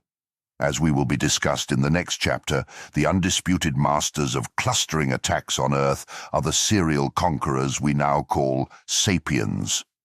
Cooperation is first and foremost a physical power projection tactic. As previously discussed, pressurized membranes are highly effective power projection tools capable of exerting physical power to capture nutrient-rich volumes of space from the surrounding environment. Entrapped under the protection of a common pressurized membrane formed by Archeon, semi-symbiotic cells experienced a step function increase in their ability to impose severe physical costs on their neighbors, and thus enjoyed a step function increase in their prosperity margin. This enabled them to form booming, interdependent economies that produced vast amounts of resource abundance in virtually the exact same way as what had occurred 2 billion years prior, when subcellular particles found themselves in a similar situation under the protection of a common pressurized membrane. These colonies of clustered cells grew increasingly more interdependent and reliant on each other for vital nutrients, materials, and gene swapping. They were able to form highly complex structures, self-assembling into increasingly more specialized workforces, trading various organic goods and services, and becoming ever more efficient, productive, and resource-abundant. Through this special combination of robust membrane defense and high-functioning internal economy, life was able to follow a multi-step biological path towards ever-increasing structure until it managed to self-assemble into complex, massive-scale economies we now call multicellular life. The takeaway: cooperation is a physical power projection tactic that emerged unconsciously, useful first and foremost for its ability to help organisms survive longer by summing their Ca together to buy more prosperity margin. Multicellular life and its remarkable levels of interdependence can be described as the byproduct of organisms simply having to occupy the same space or by inventing power projection tactics to physically capture and entrap their neighbors. By entrapping neighboring organisms for their nutrients, Archeon inadvertently discovered how to tap into their neighbors' physical power projection capacity to buy themselves more prosperity margin for relatively little effort. The emergence of cooperation is quite remarkable when you stop to think about it under the lens of primordial economics. It is such a deceptively simple and effective power projection strategy that it's hard to believe it took nearly 2 billion years for life to begin mastering it at the cellular level, although clearly life mastered cooperation at the subcellular level much earlier. To increase Ca, simply sum it together. To increase your BCRA more than you could ever do alone, tap into your neighbor's exogenous supply of physical power. This strategy doesn't even require thinking. Brainless organisms cooperate at a systemic level merely by occupying the same volume, colonization, or by being involuntarily and/or unconsciously enveloped by the same membrane, clustering. Either way, these organisms achieved something remarkable. They increased in their ability to impose physically prohibitive costs on attackers with little additional expenditure of watts, and they escaped a severely bounded prosperity trap. Like much of our biological history, the emergence of cooperation is an ironic story and quite relevant to our own lives and personal experiences. By constantly fighting against each other and then literally having a fire lit under them, single-celled life escaped their bounded prosperity trap by evolving new cooperation tactics.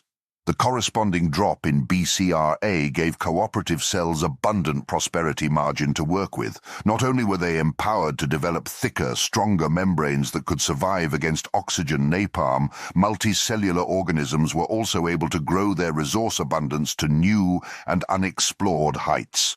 By simply sticking together, organisms started solving the survivor's dilemma using option 3 without even being conscious of it.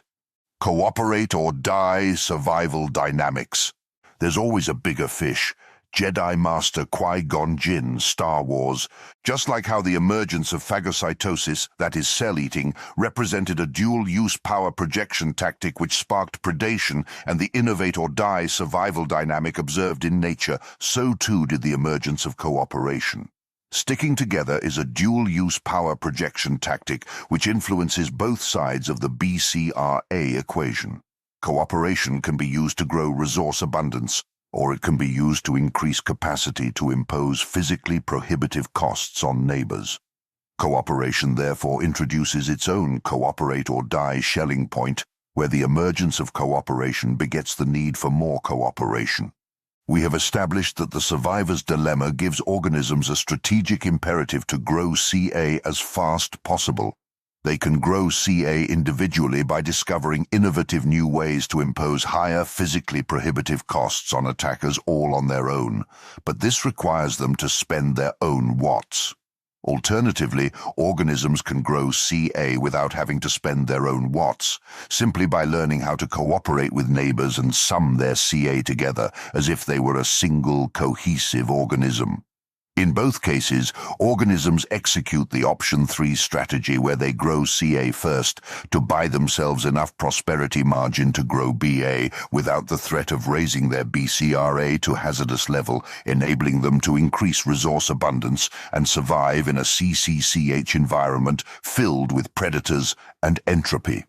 These dynamics can be illustrated in bow tie notation.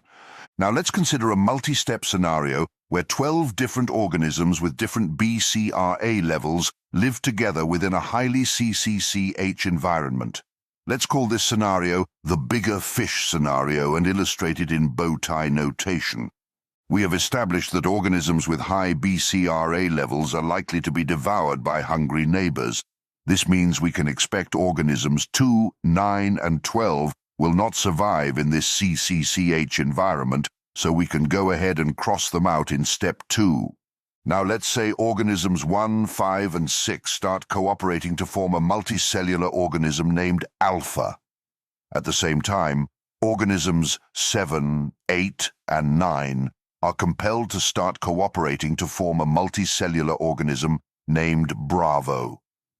We now have a situation where the environment has changed to become substantially more hazardous for the remaining 3 organisms, which didn't get the memo on survival and have done nothing to increase their CA by learning how to cooperate with each other. The emergence of cooperation has driven the hazardous BCRA level for this environment down substantially, since multicellular organisms now have much larger CA together than they did individually.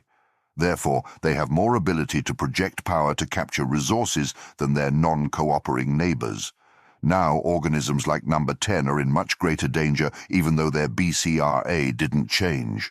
Organism 10 is now the most attractive target of opportunity in this environment, therefore the most likely to get devoured.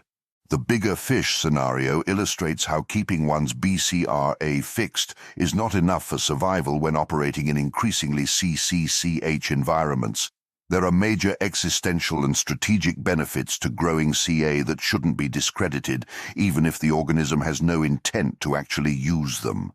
The emergence of cooperation only accelerates the benefit of growing CA. The top survivors in this scenario were the ones who learned to cooperate. Now take this dynamic and scale it up from 12 organisms to more bacteria on Earth than there are stars in the universe. At this scale, the benefits of cooperation become unfathomably complex and blossom into the world of multicellular organisms we see around us today. Cooperation started its own ecological arms race by giving rise to a self-reinforcing feedback loop where the discovery of increasingly more effective cooperation tactics begets the need for increasingly more effective cooperation tactics. If your murderous and fratricidal neighbors figure out how to cooperate at scale, then you better figure out an equal or better form of cooperation, or else you could become their dinner. It might not be feasible for you to grow your CA by 100 times to fend off an army of 100 cooperating cells on your own, but it is feasible for you to raise your own army of 100 cells. Cooperation is therefore a strategic imperative because of the survivor's dilemma. What does this cooperate or die dynamic do for life at the systemic level? The same thing predation does for life at the systemic level. The emergence of cooperation and its adoption by predators makes life exceedingly more compelled to innovate better cooperation tactics, to countervail threats, and to buy more prosperity margin. This in turn makes life better equipped to survive its CCCH environment and to countervail entropy. Organisms which emerge from the fray as champions of survival in a world full of multicellular predatory armies are the most fit and the most cooperative. Pack animals. Wherever we go, this family is our fortress. Jake Sully, Avatar. Keeping up with the Joneses, new power projection tactics create new shelling points. Microscopic life conquered Earth at a pace that would likely make Genghis Khan blush. As it grew, life split across different evolutionary branches and developed unique internal economies with clever approaches to regulating activities like growth, metabolism, reproduction, and gene carrying. Some of the more advanced cells formed dedicated command and control centers called nuclei. Armed with highly advanced command and control centers backed by highly productive internal economies, eukaryotic life dramatically increased the rate at which it innovated, developing new power projection tactics at a significantly more rapid pace. The combination of nuclei and multicellular cooperation proved to be especially powerful, giving rise to the formation of large multicellular superpowers called plants and animals. Primordial Economics accounts for innumerable power projection tactics employed by plants, animals, and other multicellular eukaryotic organisms. A tiger's stripes, for example, help it capture resources more effectively by closing the animal's attack distance on prey. A zebra's stripes help it impose more physically prohibitive cost on attackers by degrading their attacker's visual targeting capability. Camouflage is therefore a dual-use power projection technology which enables animals to affect both sides of their BCRA equation. It's therefore not surprising that many of life's top survivors utilize camouflage. Teeth, armor, skeletons, digestion systems, eyes, claws, brains, feathers, and countless other innovations can be conceptualized as successful power projection tactics too. These features enabled life to fulfill its primordial economic duty of capturing more resources and imposing higher physical costs on attackers.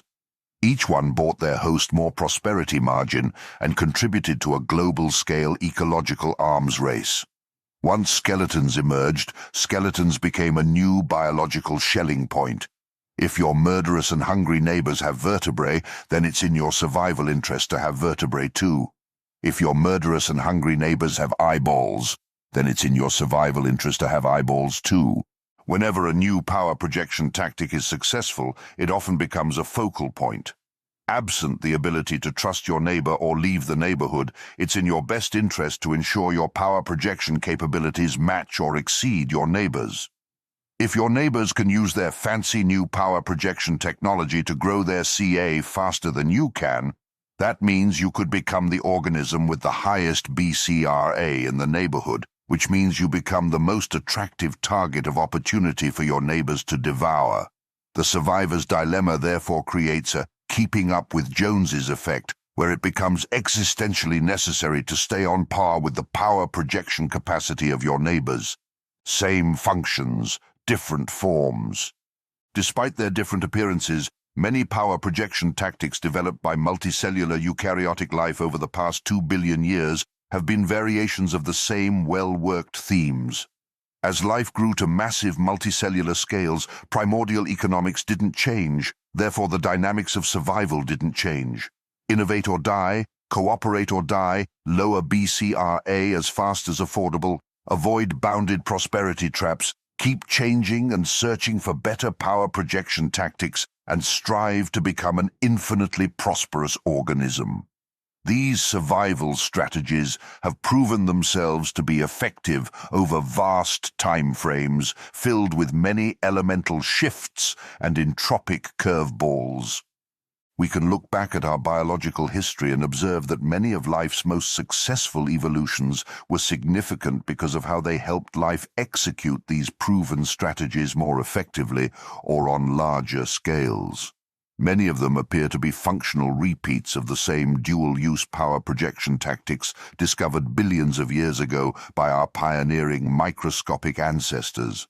The wolf's snarling mouth is a more complex and higher-scale functional repeat of phagocytosis.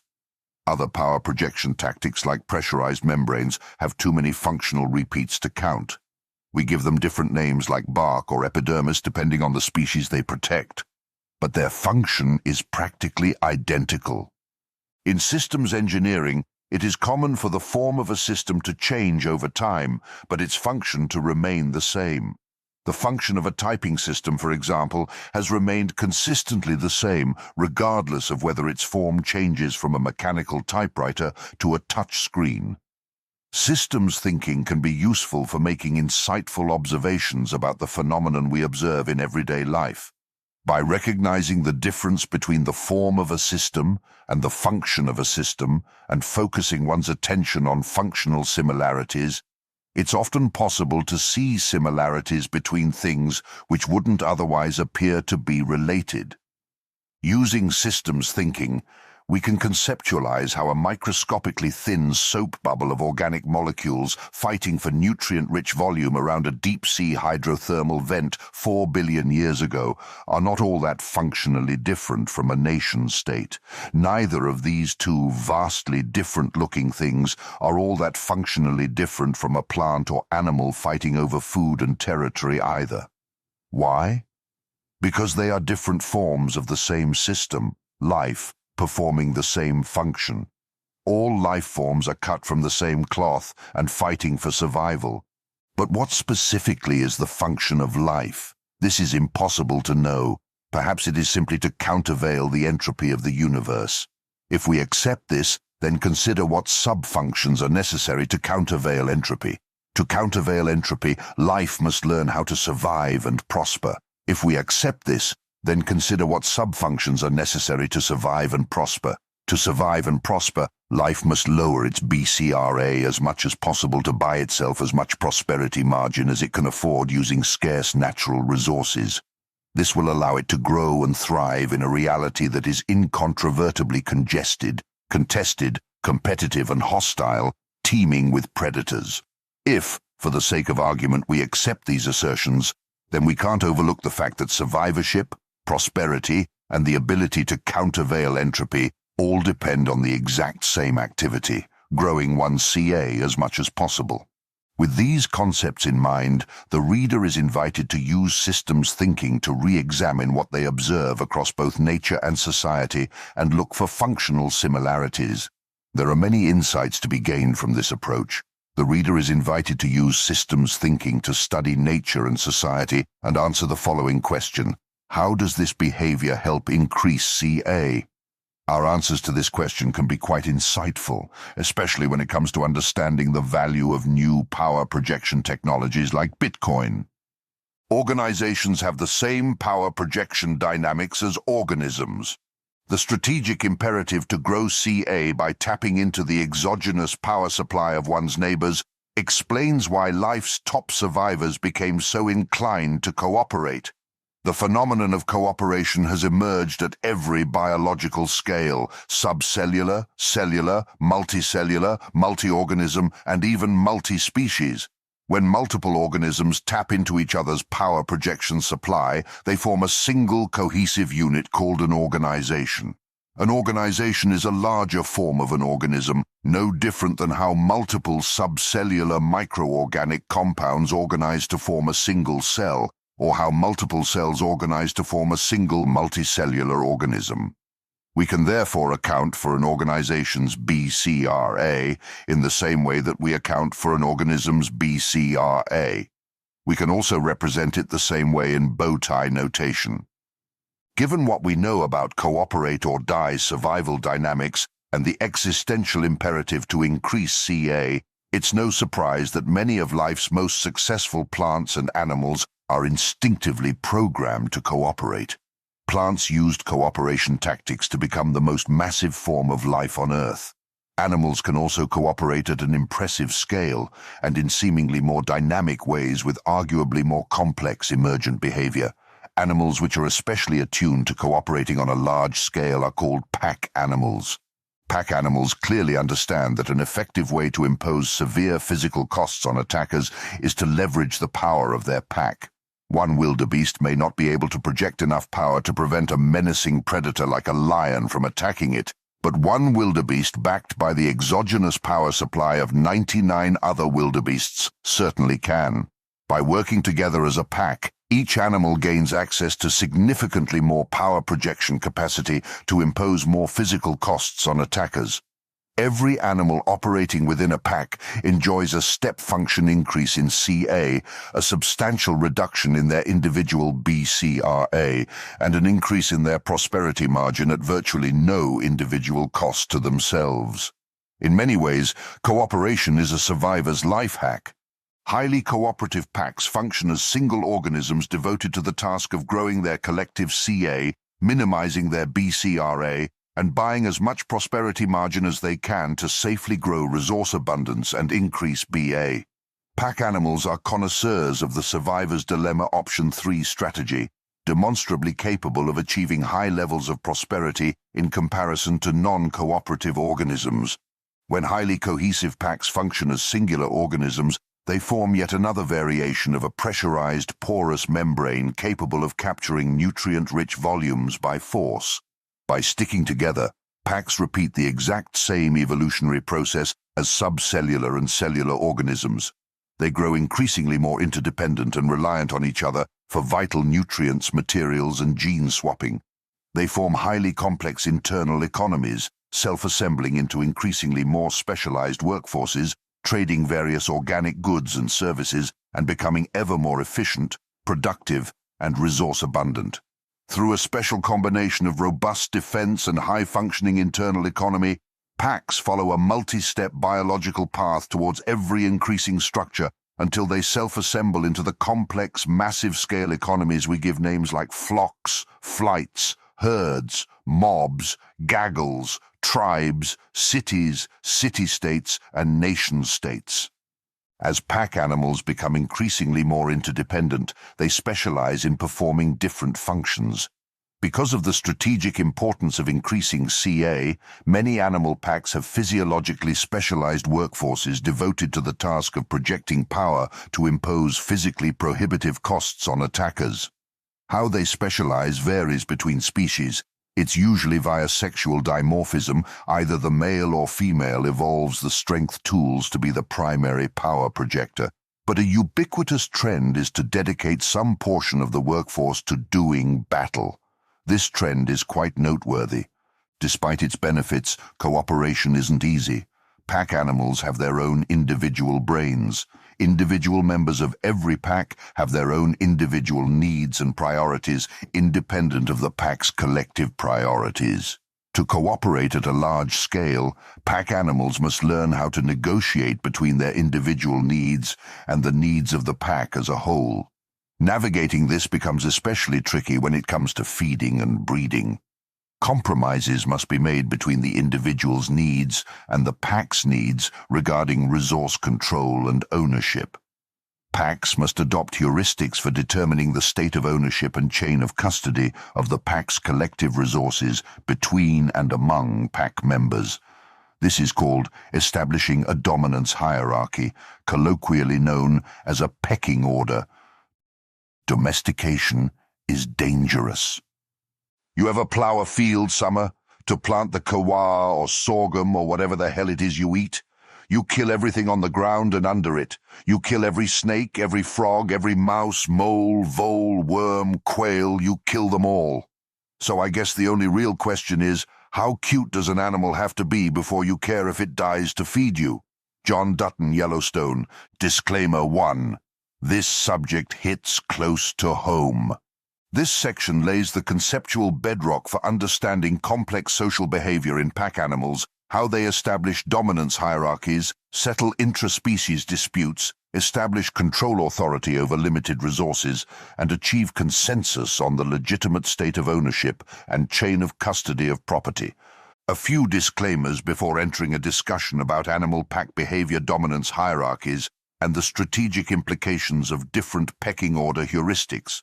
Sapiens are pack animals, and like many other packs, the most brutal and painful struggles between sapiens are centered around the establishment of pecking order. The following chapter has a more thorough discussion about the power projection tactics that sapiens use to establish pecking order, but it's helpful to acknowledge the sensitivities in this section so we understand how emotionally charged this topic can be. Our emotions and our ideologies will most likely affect how we react to conversations about pecking order strategies.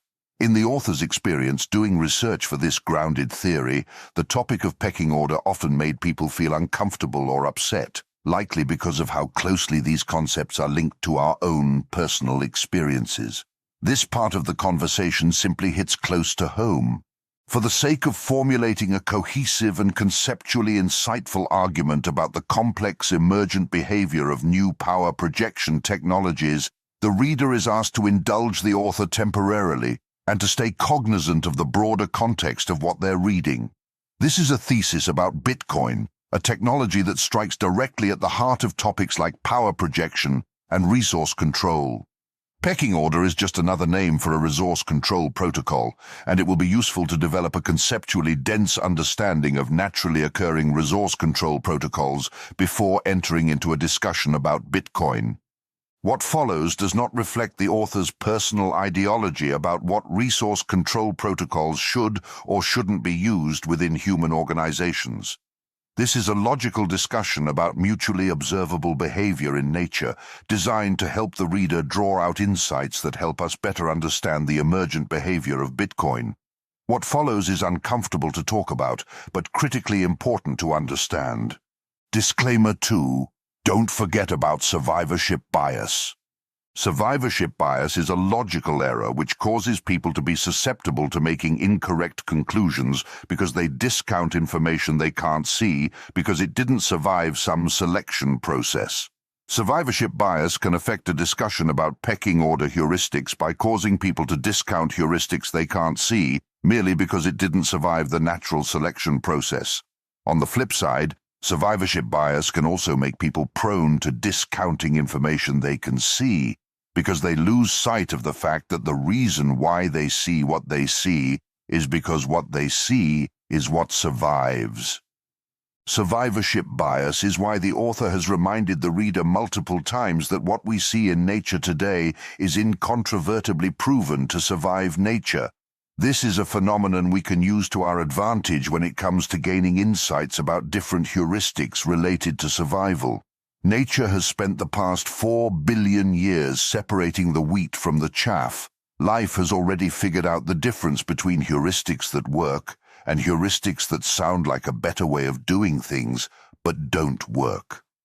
This is something to keep at the forefront of our minds throughout the remainder of this thesis. Survivorship bias is important to understand when talking about pecking order heuristics employed by different pack animals. There is a wide range of different pecking order heuristics available to wild animals. Finders-keepers or first-come, first-served are popular ones used by sapiens, hence the reason why sapiens stand in line so often. Family first, oldest first, and youngest first are other popular pecking order options. For pecking order heuristics which don't require abstract thinking, it's very likely that over the past several 100 million years, animal packs of all shapes and sizes operating in all types of environments have experimented with practically all of them. There is an extremely low probability that we can come up with a non-abstract pecking order heuristic which hasn't been tried many times before over the past several 100 million years by innumerable animal packs whose survivorship depended on finding the most strategically optimal pecking order heuristic. Therefore, if we have a good idea for a non-abstract pecking order heuristic that we don't see in nature, it's most likely not because that heuristic hasn't been tried. It's more likely because that heuristic is demonstrably incapable of surviving in nature. Therefore, we don't see it in the wild. Disclaimer 3. Remember that nature is a sociopath. Look at the eyes of that jaguar. Nature as created in those kinds of eyes the perfect vision of terror. If you looked into those eyes, there's no forgiveness. There are no emotions. There's just ferocity and aggression and death. Joe Rogan. Appreciating nature requires recognizing up front that most organisms are sociopaths. Nature has no apparent capacity to see, understand, or care about sapient theology, philosophy, or ideology. Moral good is a highly subjective and abstract construct which exists in an ontologically different category than the study of nature. This is further explained in the following chapter.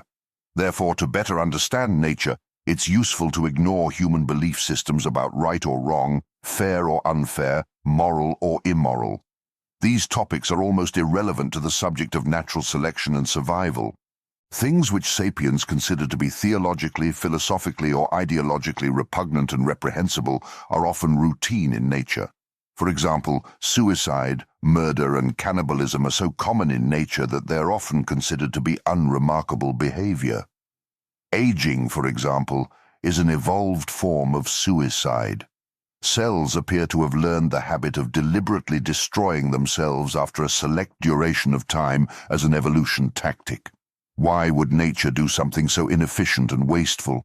Because the world is filled with predators and entropy, which means the environment is constantly changing. Organisms with long lives can't change their genetic features as quickly as organisms with short lives and are therefore less adaptable to their environment, thus less likely to survive. Aging is a way for organisms to counteract this strategic problem. It is a highly effective way to get a species to become more adaptable by forcing them to cycle through more evolutionary genetic features faster and test them faster in a live production environment. Shorter lifespans mean shorter mean time to deploy new genetic features that will help the species discover what it needs to prosper.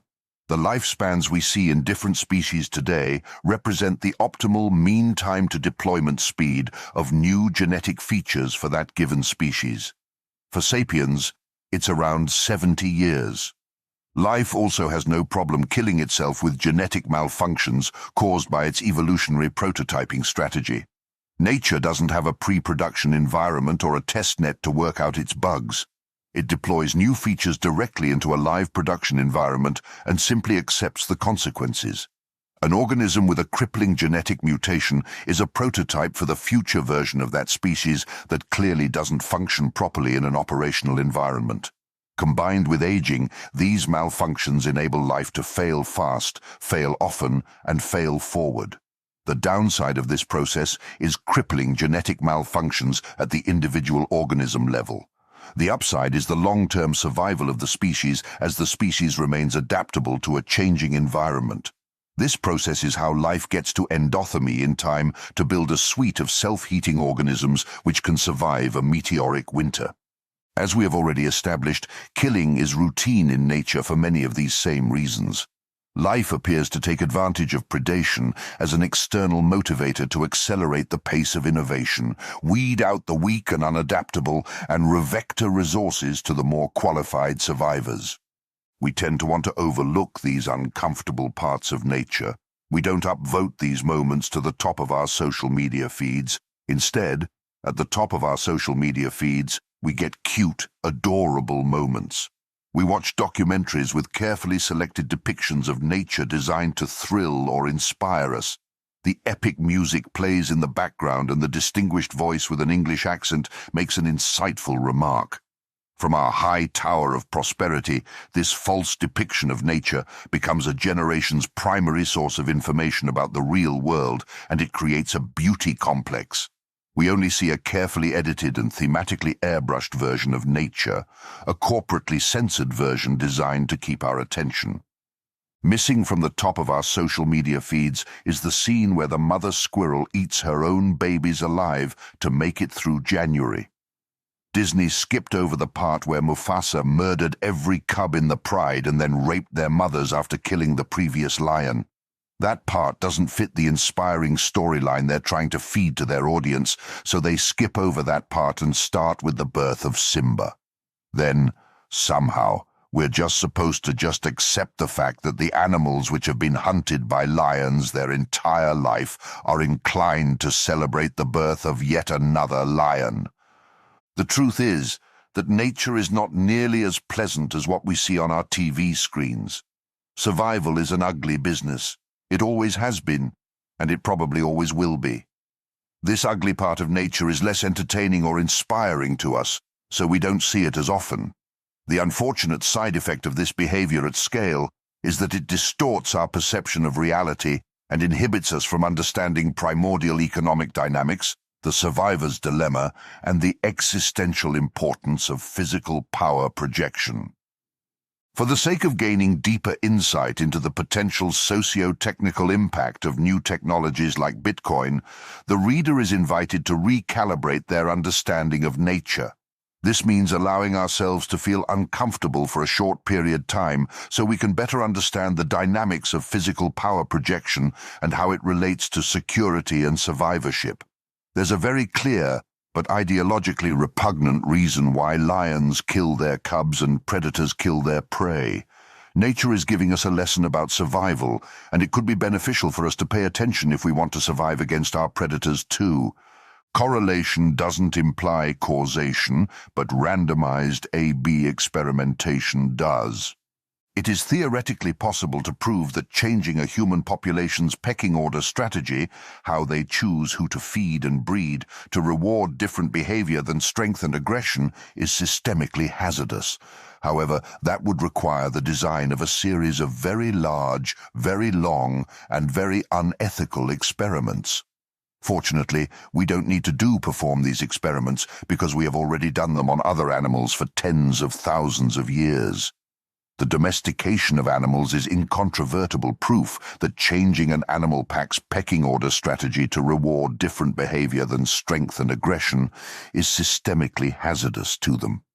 Discovering the root causes of social phenomena is difficult. It requires rigorous measurement and design of randomized experiments to control observable and unobservable factors while simultaneously isolating the relationships we want to examine.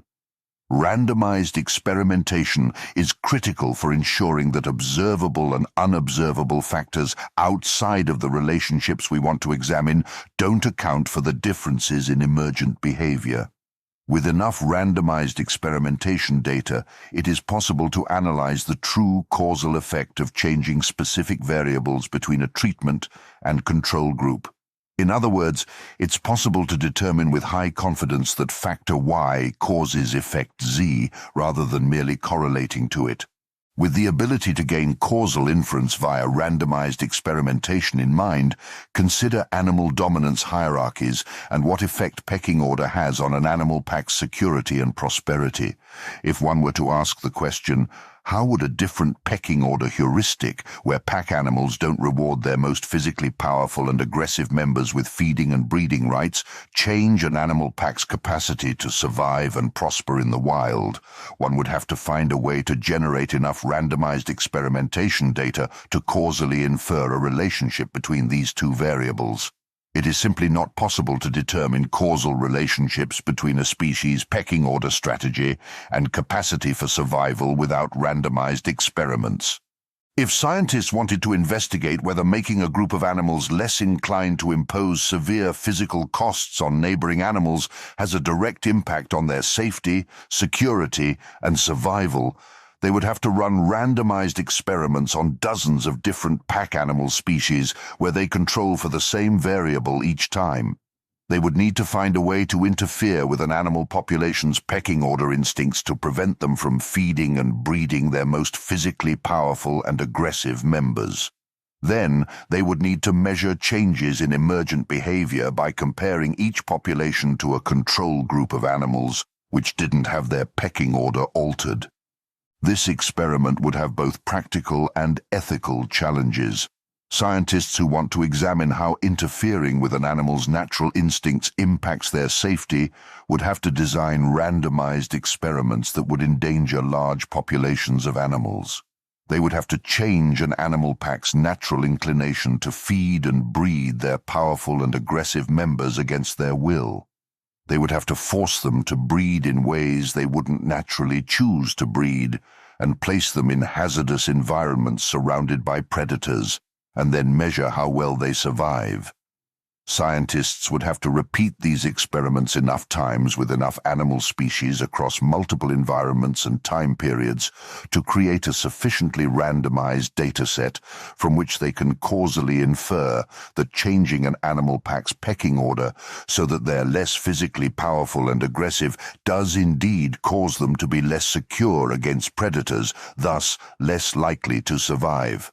Scientific rigor would make it necessary to send large populations of animal species to their demise to generate enough data to causally infer this sort of relationship. In these types of situations where experimentation is not feasible due to practical or ethical concerns, scientists can take an alternative approach. They can look for serendipitous sources of random variation in existing data sets. There are ways to analyze data ex post facto that statistically mimic randomized experimentation well enough to infer causal relationships between different variables with sufficient confidence, for example, propensity score matching instrumental variable analysis. All one needs to do is find the right data set on which to perform this type of analysis. In other words, a scientist who wants to look for a causally inferable relationship between variables like systemic security and physical aggression wouldn't have to design unethical experiments which endanger animals. They could search for sufficiently randomized data sets which already exist and study those instead. Fortunately, or unfortunately depending on how you think about it, there is already a plethora of serendipitous sources of randomized experimentation on large populations of animals across many different regions and timeframes from which it's possible to causally infer a relationship between an animal population's capacity and inclination to be physically aggressive and their capacity to survive. Humans have already adopted the habit of interfering with the pecking order of pack animals to prevent them from feeding and breeding their most physically powerful and aggressive members, and then placing them in hazardous environments where they are highly vulnerable to predation. Humans have been slaughtering dozens of different types of animal species across diverse environments for more than 10,000 years. We slaughter and devour billions of these animals. These experiments have become so ubiquitous and routine that many people don't even notice them anymore. From these experiments, sapiens have already created a data set from which it's trivial to causally infer a relationship between security and lack of physical aggression. Over the course of tens of thousands of years, we have created many A/B testing experiments which demonstrate quite clearly what happens to the safety, security, and survival of animals when they become less inclined to impose severe physical costs on their neighbors. An honest description of the systemic and socio-technical implications of domestication. The difference between a Siberian wolf and a dachshund is the difference between pecking order heuristics. Different feeding and breeding heuristics result in clear differences between each animal's capacity and inclination to project physical power and impose severe physical costs on neighbors. One pecking order strategy produces something optimized for independence and survival in the wild, the wolf. The other produces something optimized to serve its master, the dog. This example alone sums up 1. Why pecking order matters, and 2, why it's existentially imperative for the freedom and prosperity of animals not to stop feeding and breeding the strongest, most intelligent, and most aggressive members of their pack. Considering how the word wiener is slang for weak and ineffectual, the term wiener dog is highly appropriate. Dogs, dachshunds especially, are weak and ineffectual wolves. As sapiens have shown multiple times across thousands of years of randomized experimentation in multiple different environments with at least 40 different species of animals of multiple different classes, mammals, birds, and even fishes, slight adjustments to the way animal packs feed and breed the strongest and most physically aggressive members of their pack leads to substantial differences in their ability to keep themselves secure against predators. The domestication of animals offers a large data set with conclusive evidence to show that there is a direct, causally inferable relationship between an animal's capacity and inclination to be physically aggressive and their capacity to survive, prosper, and live freely.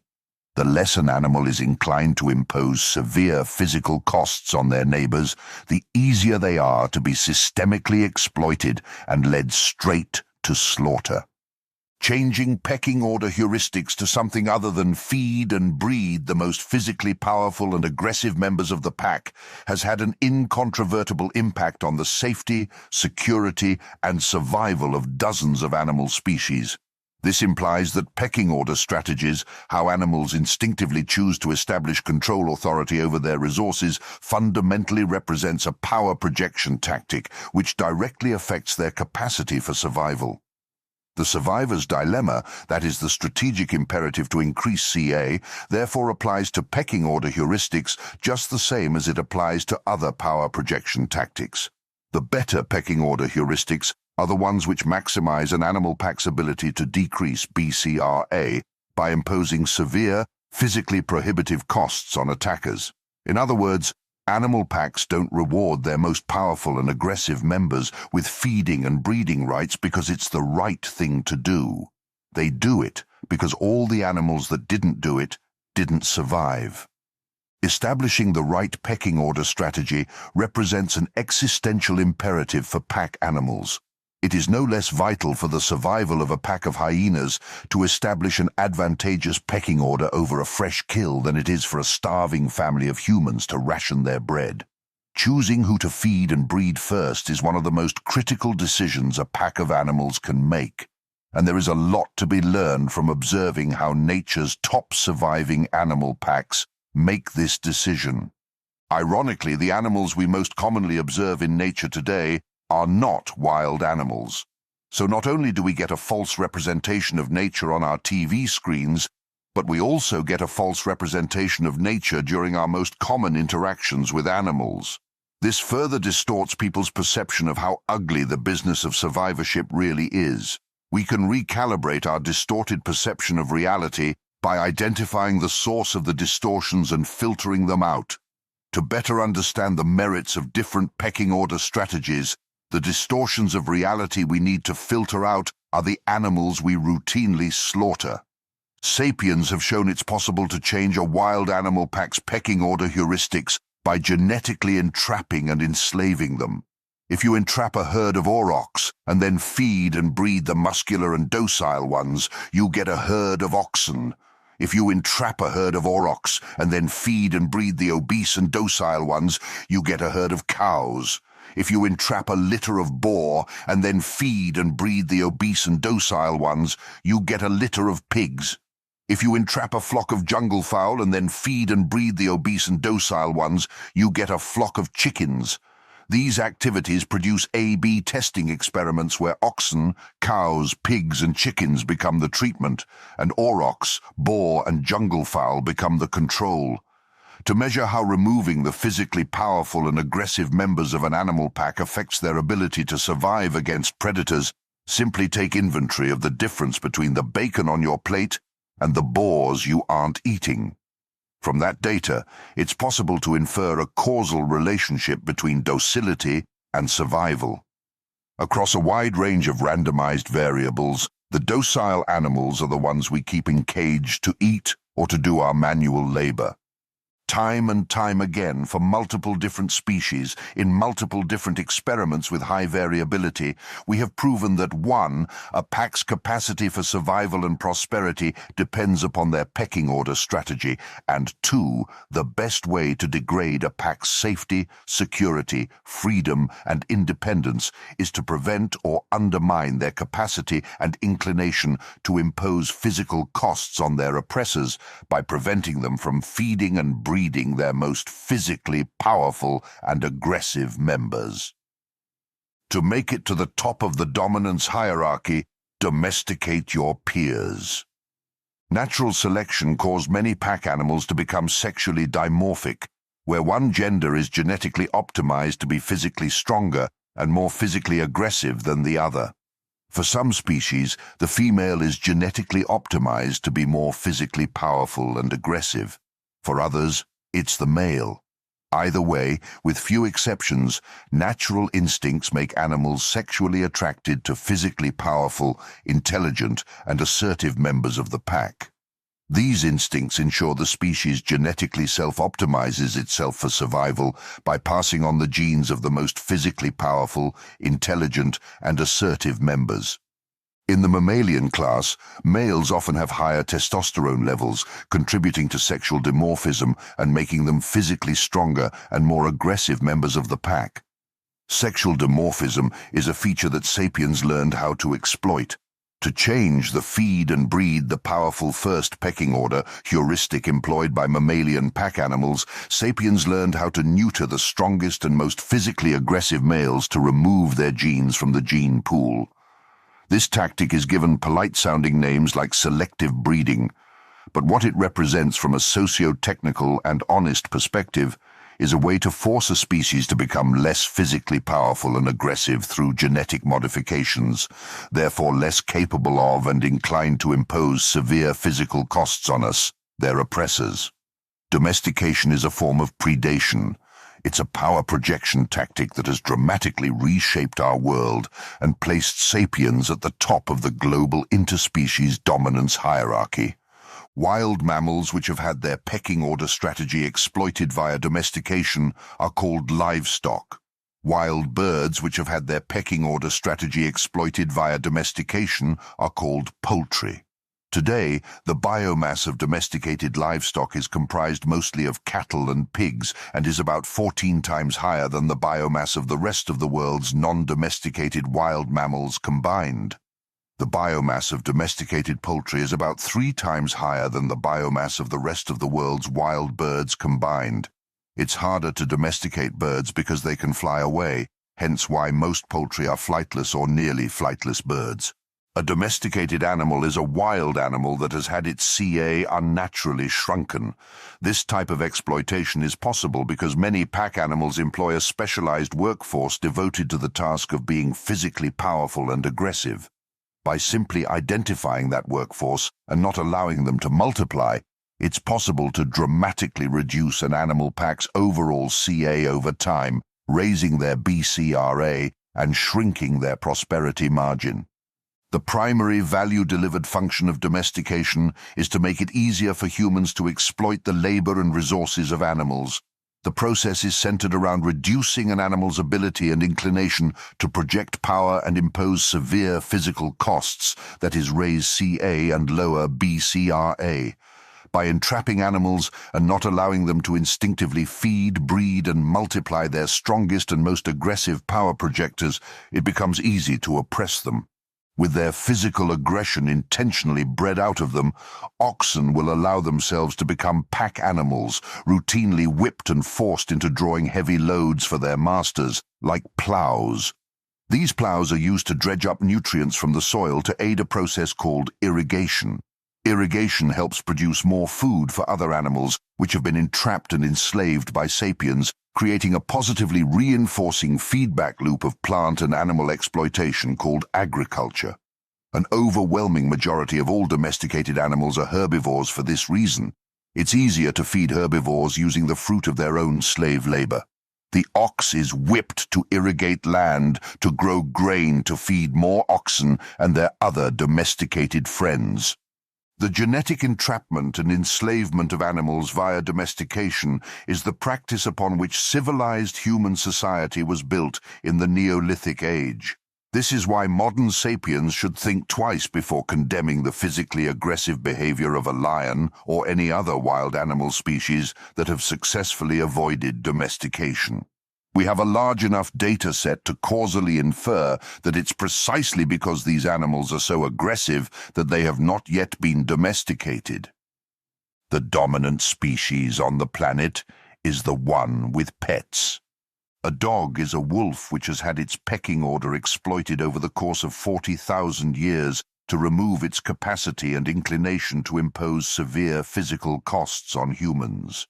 Take a pack of wolves, neuter the mean and aggressive ones, breed the docile, subservient, and physically deformed ones, and the end state of that process is a short, stubby, dependent creature which worships its master.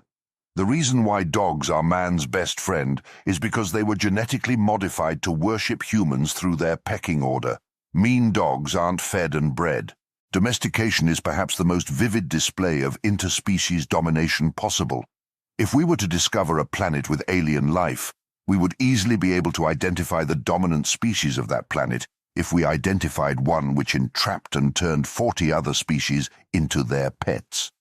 Domestication represents the ability to remove another species' physical power altogether rather than fight them. The ability to change a survivor of the wild into food to eat, or a tool to use, or a pet to cuddle.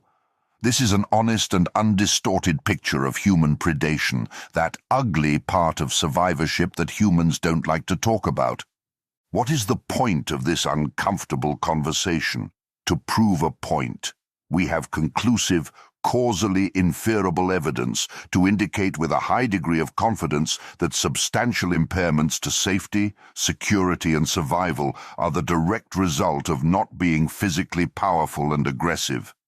Domestication has created a dataset of highly randomized A/B testing experiments across more than 36 species of animals of multiple classes in multiple environments over tens of thousands of years.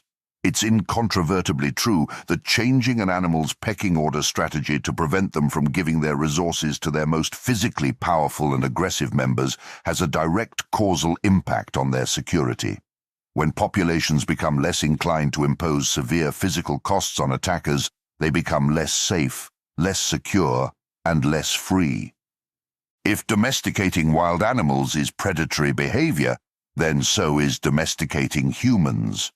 The domestication of animals has proven to be a very effective power projection tactic. In other words, domestication is a highly effective form of predation. This is important for the reader to understand, because if domestication represents a systemic security risk to the freedom and prosperity of 40 different animal species, then domestication has the potential to threaten sapiens too. Not only is there a systemic danger of self-domestication, but domestication itself is a form of attack against human society. Remove society's capacity and implication to impose severe physical costs on other humans, and that will have a direct and measurable effect on their ability to survive. Human societies therefore have a fiduciary responsibility to themselves to not allow themselves to become too self-domesticated. Societies who are interested in survival should not allow themselves to become less capable of and inclined to be physically aggressive to potential attackers or oppressors. Honest descriptions of domestication are useful because they demonstrate how poorly designed resource control systems represent a strategic security hazard. Our capacity to prosper depends on the heuristics we adopt to settle our disputes, control our resources, and determine the legitimate state of ownership and chain of custody of our property. Animals are demonstrably susceptible to entrapment and enslavement if they don't adopt resource control strategies, that is, pecking orders, which minimize their BCRA. It has been proven, time and time again, that if packs don't utilize the optimal pecking order strategy, they become vulnerable to exploitation and abuse. The domestication of animals represents multiple, repeatable, randomized experiments where pecking order was the isolated variable. Not rewarding physically powerful and aggressive members of the pack with higher levels of control authority over the pack's valuable resources didn't produce higher levels of prosperity for these species. It produced the meat we put on our sandwiches. There is no shortage of empirical data to indicate that once a population stops feeding and breeding their physical power projectors, they start plowing fields, worshipping their masters, and lining up for slaughter. This has significant implications for sapiens who condemn the use of physical power and physical aggression to establish pecking order over resources because of the energy it uses or the injury it causes. This is further explored in the next chapter. Physical power and aggression clearly have a substantial effect on a population's safety, security, survival, and prosperity. Domesticated animals prove a causal link between docility and enslavement. We should therefore be cautious of people who encourage docility and condemn physical power as a basis for settling disputes, establishing control authority over resources, or achieving consensus on the legitimate state of ownership or chain of custody of property. It clearly represents an attack vector and potential security hazard. This is a critical concept for the reader to understand for discussions in the following 2 chapters about power projection tactics in both society and cyberspace. This concept is also critical for understanding the socio-technical implications of Bitcoin. Check your power projection privilege. Studying dogs is more anthropology than zoology. If you want to know how far we've moved from the place we were designed to inhabit, look at modern dogs. The tragic wheezing ones with bows in their forelocks and squashed faces and bent legs. Not proper dogs, the ones with faces like wolves. Charles Foster. As discussed in the previous section, how a population of animals chooses to divvy up its resources can significantly impact its ability to survive and prosper. If a pack doesn't put the strongest, fastest, leanest, meanest, and most intelligent members of the pack at the top of its pecking order like it has been instinctively programmed by natural selection to do, it will likely experience different complex emergent behavior related to safety, security, survival, and prosperity. To repeat, this is not military dogma speaking. This is backed by an overwhelmingly large data set created by thousands of years of randomized experiments on animal populations from which causal inference is possible. The reader probably ate a piece of that data today. If animal populations could survive by employing first come, first served, or finders keepers or other resource control protocols, then we would observe them in the wild forming neat and orderly lines to access their food and territory. If wild animal packs could survive using alternative heuristics like divide food evenly, then we would observe this behavior in the wild. If animal packs could survive by letting their youngest, oldest, sickest, and most injured members have priority over resources, we would likely observe this behavior in the wild. But we don't observe these behaviors in the wild. In fact, we routinely observe the exact opposite behavior. Parents eat their babies or throw them out of the nest for being weak and ineffectual. Lions kill their cubs. With some exceptions, wild pack animals abandon their sick, elderly, and injured. The overwhelming majority of animals adopt physical, power-based resource control hierarchies where they settle property disputes using physical power. The physically powerful and aggressive members of the population are given control authority over resources, and physical power is used as the basis for achieving consensus on the legitimate state of ownership and chain of custody of resources. Somehow, different evolutionary paths all converged on practically the same physical power-based resource control and dominance hierarchies. In these systems, power projectors don't wait in line for food or breeding rights. They automatically get first dibs. Instead of being angry at their physical power projectors for these offenses, many pack animals are sexually attracted to them. They instinctively want their power projectors to have first dibs and to ensure their genes remain in the population's gene pool. Completely different species separated by major landmasses all independently converged on these same natural instincts, despite dozens of other perfectly viable options for settling disputes, establishing control authority over resources, and achieving consensus on the legitimate state of ownership and chain of custody of their property. Remarkably, natural selection led most animals to the same physical, power-based resource control protocol. These animals didn't have the opportunity to compare notes, but they converged on practically the same might-is-right pecking order heuristic rather than using alternatives like first come, first served or finders keepers. Ever wondered why? A knee-jerk reaction to this question is to be condescending towards pack animals and label their behavior as savage, as if humans aren't cut from the exact same cloth, as if the foundation of Neolithic sapient civilization wasn't based on our mastery of this exact same power projection tactic over animals. We hunted competing animal populations to extinction and then entrapped, enslaved, and devoured the survivors to form what we call civilized society. Civilization is often considered to be a pejorative term to those who study nature and human nature. Sapiens are also instinctively attracted to signs of physical strength, and they constantly celebrate their capacity to project physical power against each other. Humans have no intellectually honest ground on which to stand and accuse animals of being savage, or act like might-is-right pecking order heuristics are beneath them. Sapiens use the same physical power-based resource control protocols whether they like to admit it or not. This is a core concept of the next chapter.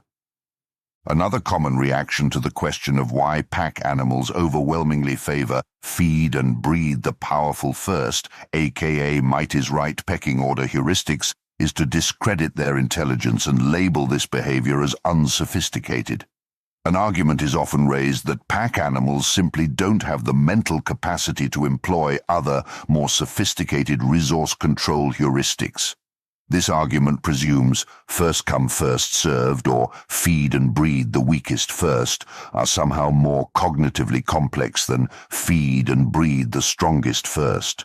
This presumption has no rational grounds because it's arguably more difficult to establish and maintain pecking order hierarchies based on power projection capacity.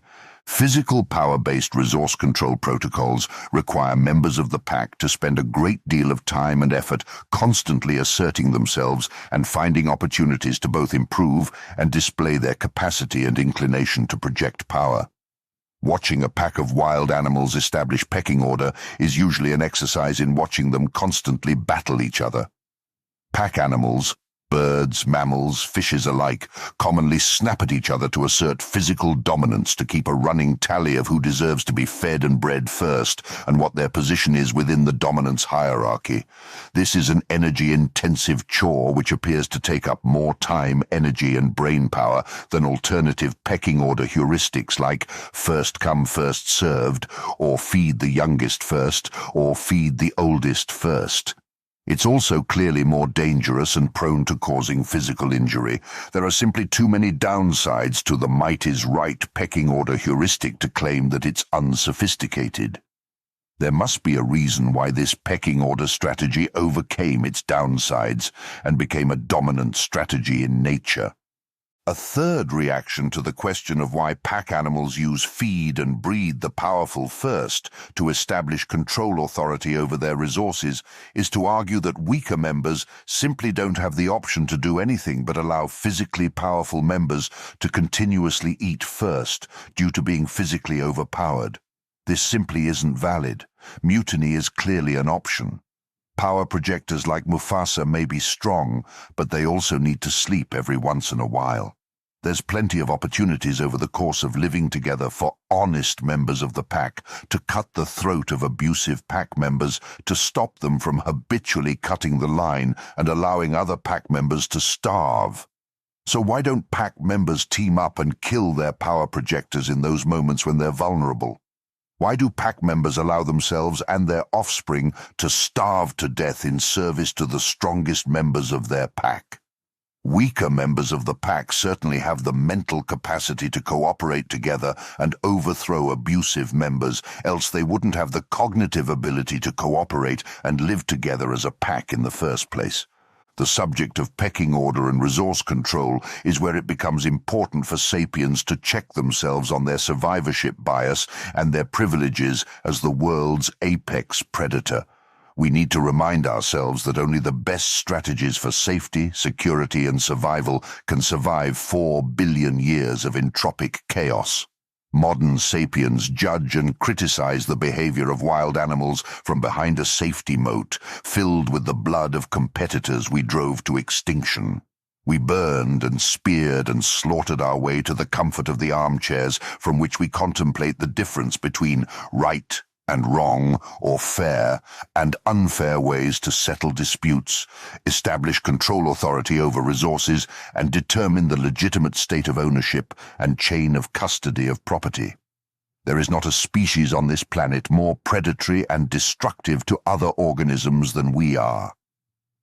Pack animals need their power projectors to survive. Now that we have explored these core concepts of power projection, let's return to the example of Mufasa. Mufasa killed the pride's cubs because resources are scarce, and because the world is a cruel and unforgiving place full of predators and entropy. The pride must remain physically powerful and aggressive if they are to survive in this CCCH environment. Their prosperity depends on being able to maximize their CA as much as they can, lest they risk extinction or, perhaps worse, domestication. The pride will not allow themselves to muddy their gene pool or waste their precious time, energy, and food resources raising the offspring of demonstrably weaker and ineffectual lions. So Mufasa follows his natural instincts developed over millions of years of survivorship and natural selection, and kills the cubs. The mothers of the slain cubs will not retaliate against Mufasa because they instinctively understand how vitally important Mufasa's physical power and aggression are for their pack's mutual survival. Physical power and aggression are virtues for safety, security, and survival in the wild. The pack needs Mufasa's physical power and aggression to survive as much as they need oxygen. They need to keep Mufasa fed, and they need to breed with him to add his genetics to the gene pool. Why? Because of Primordial Economics and the survivor's dilemma. The pride needs to manage resources effectively while lowering the pride's BCRA as much as possible, and they can accomplish both by killing the cubs of demonstrably weaker parents. It sounds cruel, but what works is what survives. We have very compelling evidence to indicate this strategy is effective because most of us have no idea what a lion tastes like. In conclusion, the behavior we see in nature should be regarded with solemn respect, not condescension or sanctimony. Nature offers a free lesson in survival from something that has been around far longer than we have, and it's good to listen to the hard-won wisdom of our elders, no matter how uncomfortable it makes us feel. By virtue of its ubiquity, nature's chosen pecking order strategy of feed and breed the power projectors first, aka might is right, deserves our reverence because it has been regression tested over thousands of millennia. Physical power-based dominance hierarchies are demonstrably more secure against predation, exploitation, enslavement, and abuse, capable of passing a very unforgiving natural selection process. This means we should take physical, power-based resource control protocols seriously and have some intellectual humility before we condemn it. There's a reason why they survive, and we should seek to understand that reason from a systemic and socio-technical perspective. Moreover, we should recognize that humans are clearly not above these sorts of physical power projection strategies. If anything, humans are the undisputed masters of them. Physical power-based resource control. Don't hate the player, hate the game. Ice-T. There may not be such a thing as fair in nature, but there is such a thing as fit. Systemic security is a trans-scientific phenomenon that forces us to confront frustratingly unquantifiable variables like ethics and design considerations. There is almost always a trade-off between what's good and what actually works, both from an ethical perspective and from a design perspective. One of the most frustratingly trans-scientific questions for any pack animal, to include sapiens, is how to settle property disputes. What is the right way to establish control over an animal pack's precious resources and to achieve consensus on the legitimate state of ownership and chain of custody of property? This is fundamentally a question that cannot be answered objectively. However, it is possible to observe nature and independently verify from empirical observation what pecking order heuristics are employed by nature's top survivors. In other words, it's possible to see what a good resource control designs are by simply choosing to define good as demonstrably capable of survival in a CCCH environment filled with predators and entropy. Another way of saying the same thing is that regardless of whether people believe that might is right, people can't deny that it survives. The ubiquity of might is right in nature proves that proof of power is a highly effective survival strategy and a time-tested power projection tactic that has proven itself over hundreds of millions of years to be able to keep pack animals systemically secure against predation. The most intelligent, physically powerful, and aggressive animals survive and prosper, period. Humans are incontrovertible proof of this basic fact of life. Therefore, if we have ideological objections about might is right, we should also have the intellectual humility to recognize that we have a fiduciary responsibility to the survival of our own species, to recognize that these ideological objections are just that, ideological. As the mantra goes, don't hate the player, hate the game. That fact that Mufasa kills the cubs or that Mother Goose kicks the runt out of her nest isn't something to condemn or lament. If there's anything to condemn or lament, it's the fact that we live in a cold, hard, cruel, and unsympathetic world filled with predators and entropy where it's necessary to kill cubs and abandon runts to survive and prosper. As much as any organism might prefer not to, they all must fight to survive. Welcome to life on Earth. The takeaway? There's no such thing as fair in nature. Fair is a subjective and unquantifiable ideological construct that apparently only humans, the most physically powerful and destructive apex predators on the planet to date, are capable of thinking about. There is, however, such a thing as fit in nature.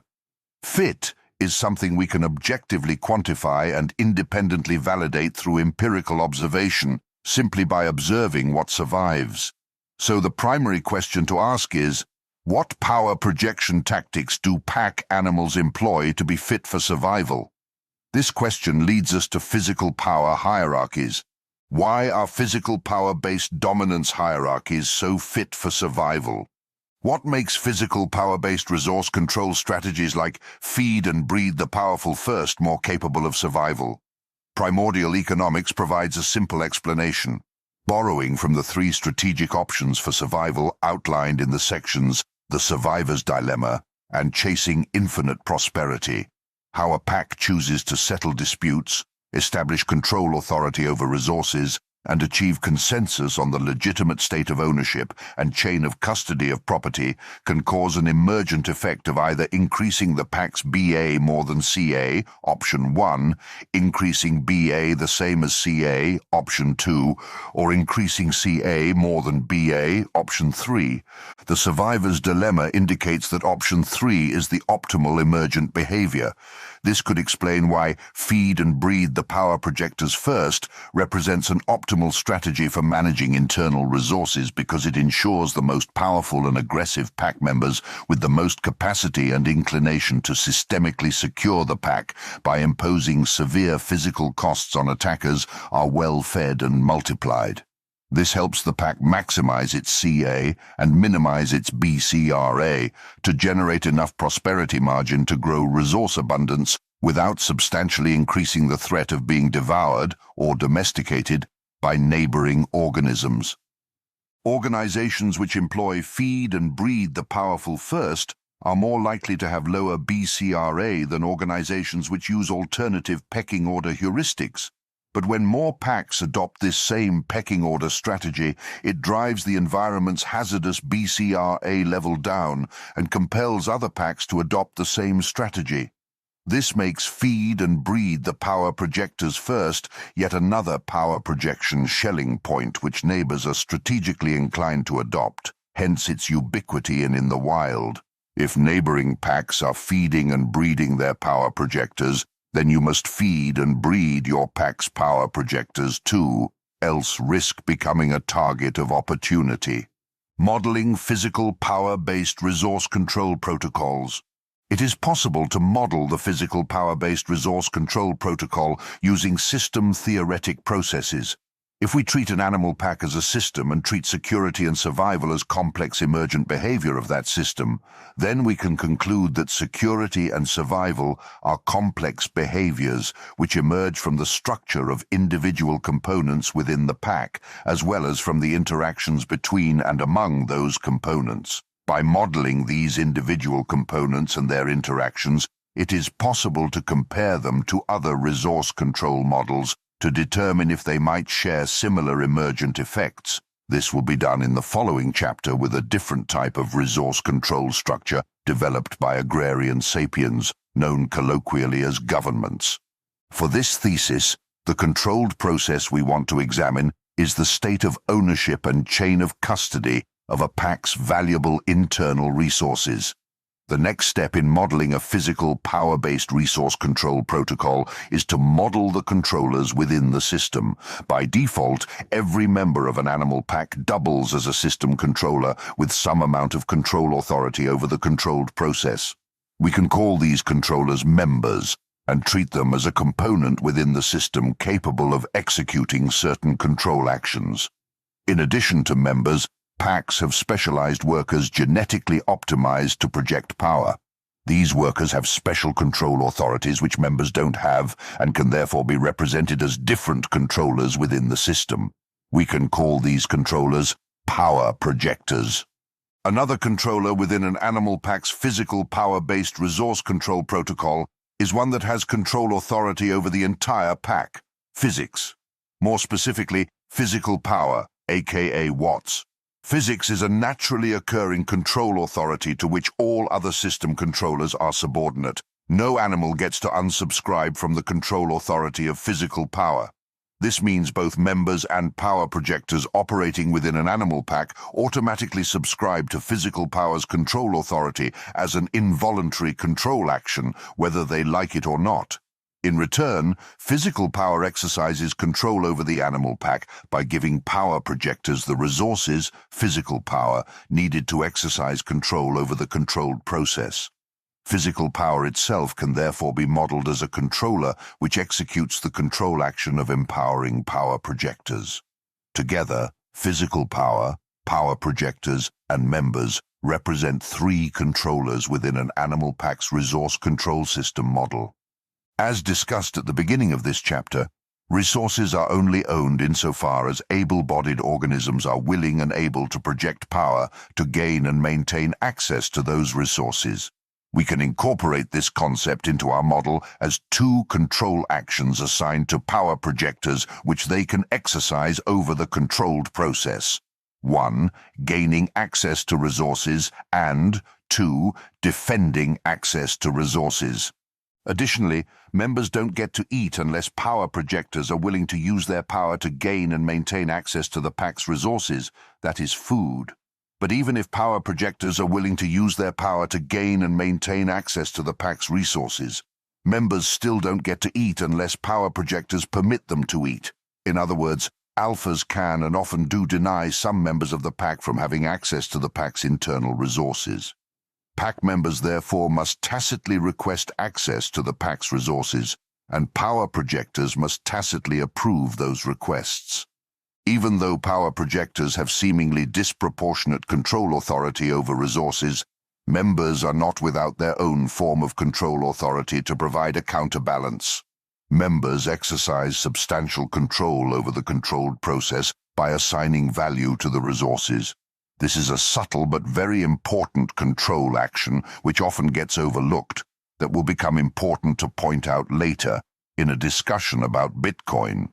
The need for power projectors to establish consensus on the state of ownership and chain of custody of resources hinges on the assumption that pack members actually value those resources in the first place. If members don't assign value to the resources over which power projectors compete for control authority, then the power projector's control authority over those objects is practically useless. Members therefore have a unique ability to render their power projector's control authority practically useless by simply revoking the value they assign to the resources controlled by power projectors. The reason why this control action is often overlooked is because it's rarely exercised by the majority of all species of pack animals. Most resources have existential importance that is virtually impossible for pack members not to value. For example, it's not likely that members of any species will stop valuing food, water, oxygen, and other physical resources which are essential for their survival. But the value of some resources is flexible and prone to change. For example, the value of lakefront territory can change rapidly if the sun dries up the lake. Pack members could care less about their power projectors' control authority over lakefront territory if they don't value it anymore. This control action is a major factor for human packs because sapiens often compete to exercise control authority over immaterial resources with abstract value like money. A pack of sapiens could have the most dominant power projectors in the world, but their control authority over abstract resources like money can be rendered useless if members simply decided to stop valuing that abstract resource. With this subtle control action, we complete our physical power-based resource control model. The Beauty of Antlers. There wasn't enlightened, compassionate democracy on the tundra. Dogs really do eat dogs, and more importantly for the hunter-gatherer world, stags battle stags. Charles Foster. Physical power projection is necessary, but it clearly has drawbacks. Most surviving wild pack animals use physical power to settle disputes, establish control authority over internal resources, and achieve consensus on the legitimate state of ownership and chain of custody of property. Pack animals spend a great deal of time establishing physical power-based dominance hierarchies to manage their resources, constantly seeking to display to their peers their physical strength and aggression, all to showcase their worthiness for the pack's resources because of their capacity and inclination to impose severe physical costs on attackers. For carnivores, this pecking order communication strategy often looks something like two wolves baring their teeth at one another. For animal packs which adopt physical power-based resource control protocols, the strongest and most aggressive power projectors are awarded with food and mating rights, perpetuating a virtuous cycle of systemic security that develops and sustains a well-resourced workforce of power projectors who keep the pack's BCRA as low as possible given limited resources. The result of this heuristic is safety, security, and survival in a CCCH environment filled with predators and entropy. An unfortunate side effect for using physical power as the basis for settling disputes, establishing control authority over physical resources, and achieving consensus on the legitimate state of ownership and chain of custody of property is that physical power projection is prone to causing injury.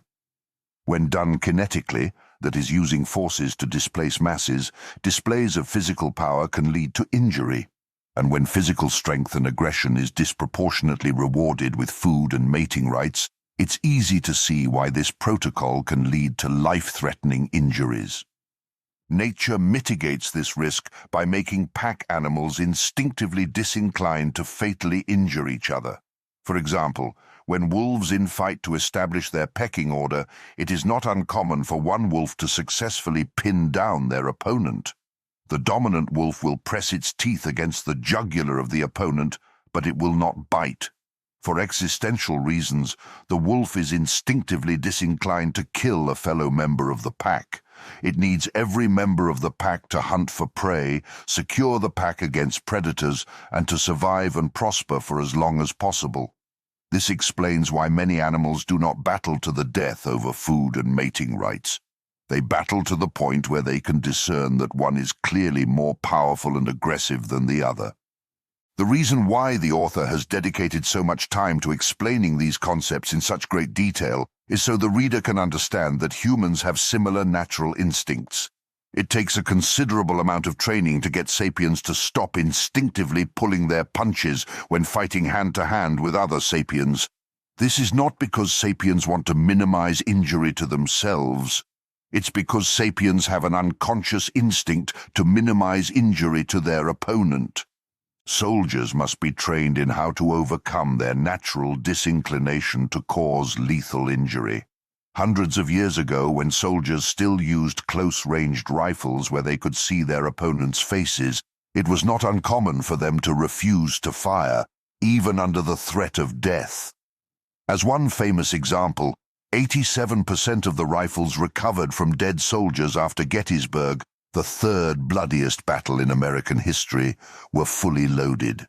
Several of those rifles had been double and triple stuffed with ball and powder, suggesting that soldiers weren't firing shots and were even faking their shots and reload sequences during battle. It's hard to argue that these soldiers didn't realize their rifles weren't firing because of the substantial amount of sound, recoil, and visible smoke that every rifle produced during this time. Gettysburg was one of many battles which demonstrated how powerful human instincts are to avoid injuring fellow sapiens.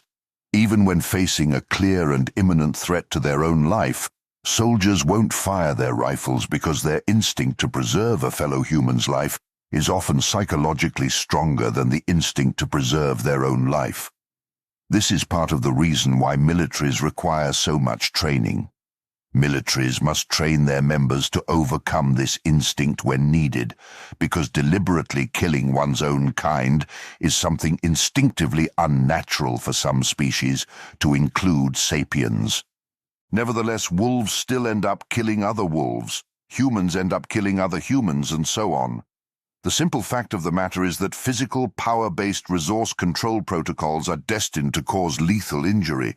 It's an unfortunate side effect of a demonstrably necessary protocol for survival and prosperity. We know this because the pack animals which survive in the wild are the ones who use this protocol. Is physical injury wasteful? It certainly seems to be.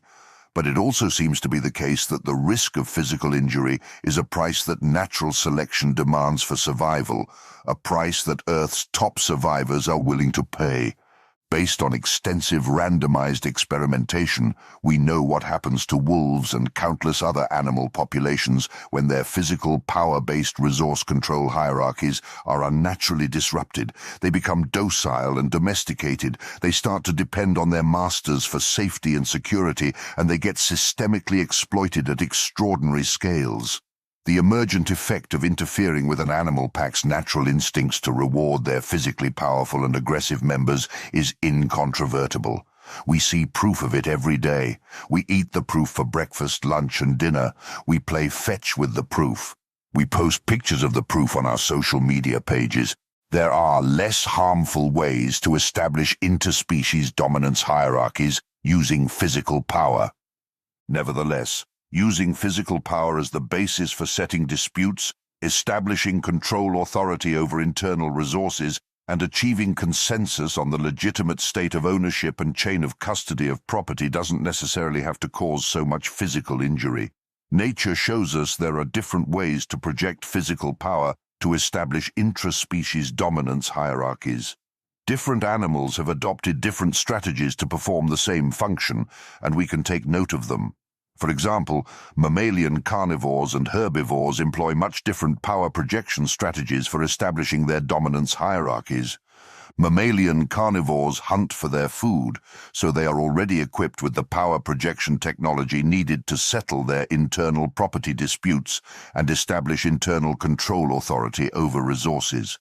They often use the same teeth and claws to take down prey as they do to establish pecking order within their intraspecies dominance hierarchies. Mammalian herbivores, on the other hand, are often equipped with much different-looking power projection technology. Instead of having sharp teeth and claws to bite and cut each other, many herbivores sprout heavy and cumbersome protrusions out of their foreheads, then clash them together to settle disputes and establish pecking order in a zero-trust, egalitarian, and systemically secure way. We call this power projection technology antlers. From a primordial economic perspective, antlers are a fascinating evolution. They can impose as much, if not more, severe physical costs on attackers as a wolf's teeth or claws can. A well-grown pair of antlers are no doubt effective at lowering the BCRA of a stag and a herd of deer. But antlers aren't simple stabbing devices like rhino or triceratops horns. They have bizarre geometries. The geometry of antlers makes them prone to entanglement with other antlers, a problem that more simplified and easily to grow puncturing devices like horns, teeth, and claws don't have. What could possibly be the benefit of such a bizarre design? Why do stags have such awkwardly shaped devices growing out of their foreheads when they could grow simple puncturing device like a rhino horn and use that to impose severe physical costs on attackers instead? Would that not be just as effective? To answer these questions, simply ask yourself the following question. If you were a stag and you had to go head-to-head with your brother stag to settle an intraspecies dispute, would you rather have antlers or a rhino horn? Unless you desire to kill your brother, you should prefer to be equipped with antlers rather than a rhino horn, because your antlers would probably entangle with your brother's antlers without stabbing him, whereas a rhino horn probably wouldn't. Therein lies the subtle eloquence of antler design. When two pairs of antlers go head-to-head, their entanglement functions as a cushion and creates a safe standoff distance large enough to prevent either side from being severely injured. Thus, the tendency of antlers to entangle is an emergent property of their awkward geometry. The primary value-delivered function of antlers is to empower stags to defend themselves and establish their intraspecies dominance hierarchy using physical power, but to do it in a way that protects members of the same species against mortal injury. Entanglement protects members of the same species from impaling other, yet still enables them to impale other species, notably the predators who don't have antlers, as needed. Consequently, antlers impose far more injury on predators than they do on peers. If you're a member of the pack or a similar species, you can butt heads all day long to settle disputes, establish control authority over resources, and determine the legitimate state of ownership and chain of custody of property with far lower probability of causing mortal injury to each other. But if you're not the same species equipped with the same power projection technology, like if you're a predator who intends to bring harm to them, then you can expect a much higher probability of injury. The design isn't perfect. Puncture wounds still occasionally happen, and it's not uncommon to find two dead stags stuck together because their antlers entangled a little too well. But it's still less prone to mortal injury than rhino-style horns or predators who cut each other with their claws and fangs. Natural selection is willing to accept the loss of having stags occasionally get mortally interlocked or impaled by accident. It's simply a price they're willing to pay. Stags which pass on their genes are stags with the perfectly awkward antler geometry needed to minimize intraspecies stabbing and interlocking while maximizing strength and physical aggression.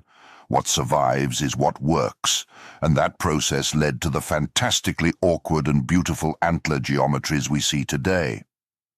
Awkward antler geometry entanglement is a safety feature, not a bug.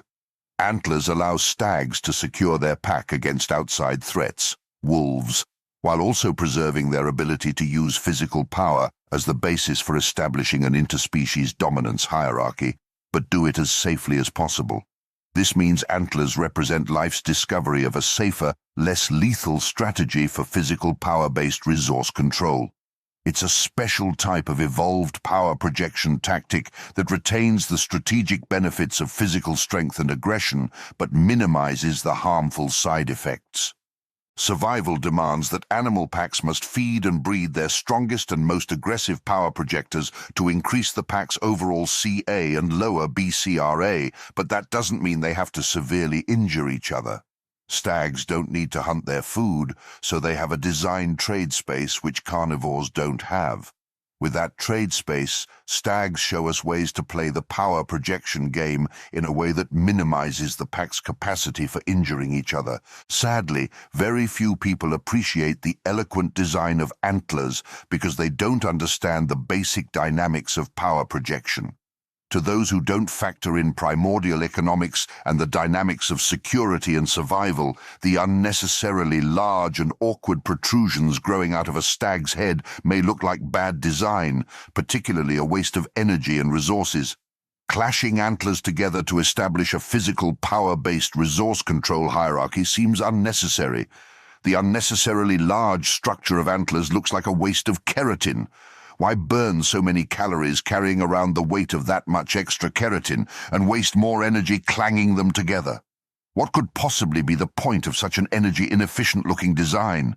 It would be tragic to condemn antlers for their inefficiency and waste, because the intent of the design is quite noble, the preservation of life.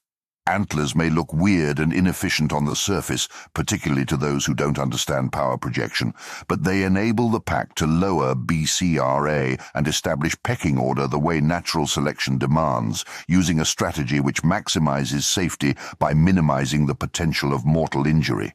The pack can still feed and breed its strongest and most aggressive power projectors, as is necessary for safety, security, and survival. It can still settle disputes in a fair and meritorious way using physical power competition. It can still establish control authority over resources using physical power. But it can strive to do all these things without endangering their own species. A reason why people may not appreciate antler design is because they don't understand the governing dynamics of primordial economics. After spending too much time at the top of the food chain, it's easy to forget that we live in a world filled with predators and entropy.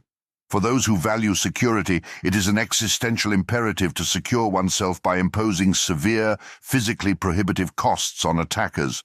That means it's also an existential imperative to ensure the pack's most powerful members get the most resources.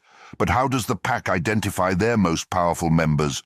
Without factoring in primordial economics, it's easy to look at antlers and see a flawed, inefficient design, but the reality is quite the opposite. There's nothing inefficient about the preservation of life.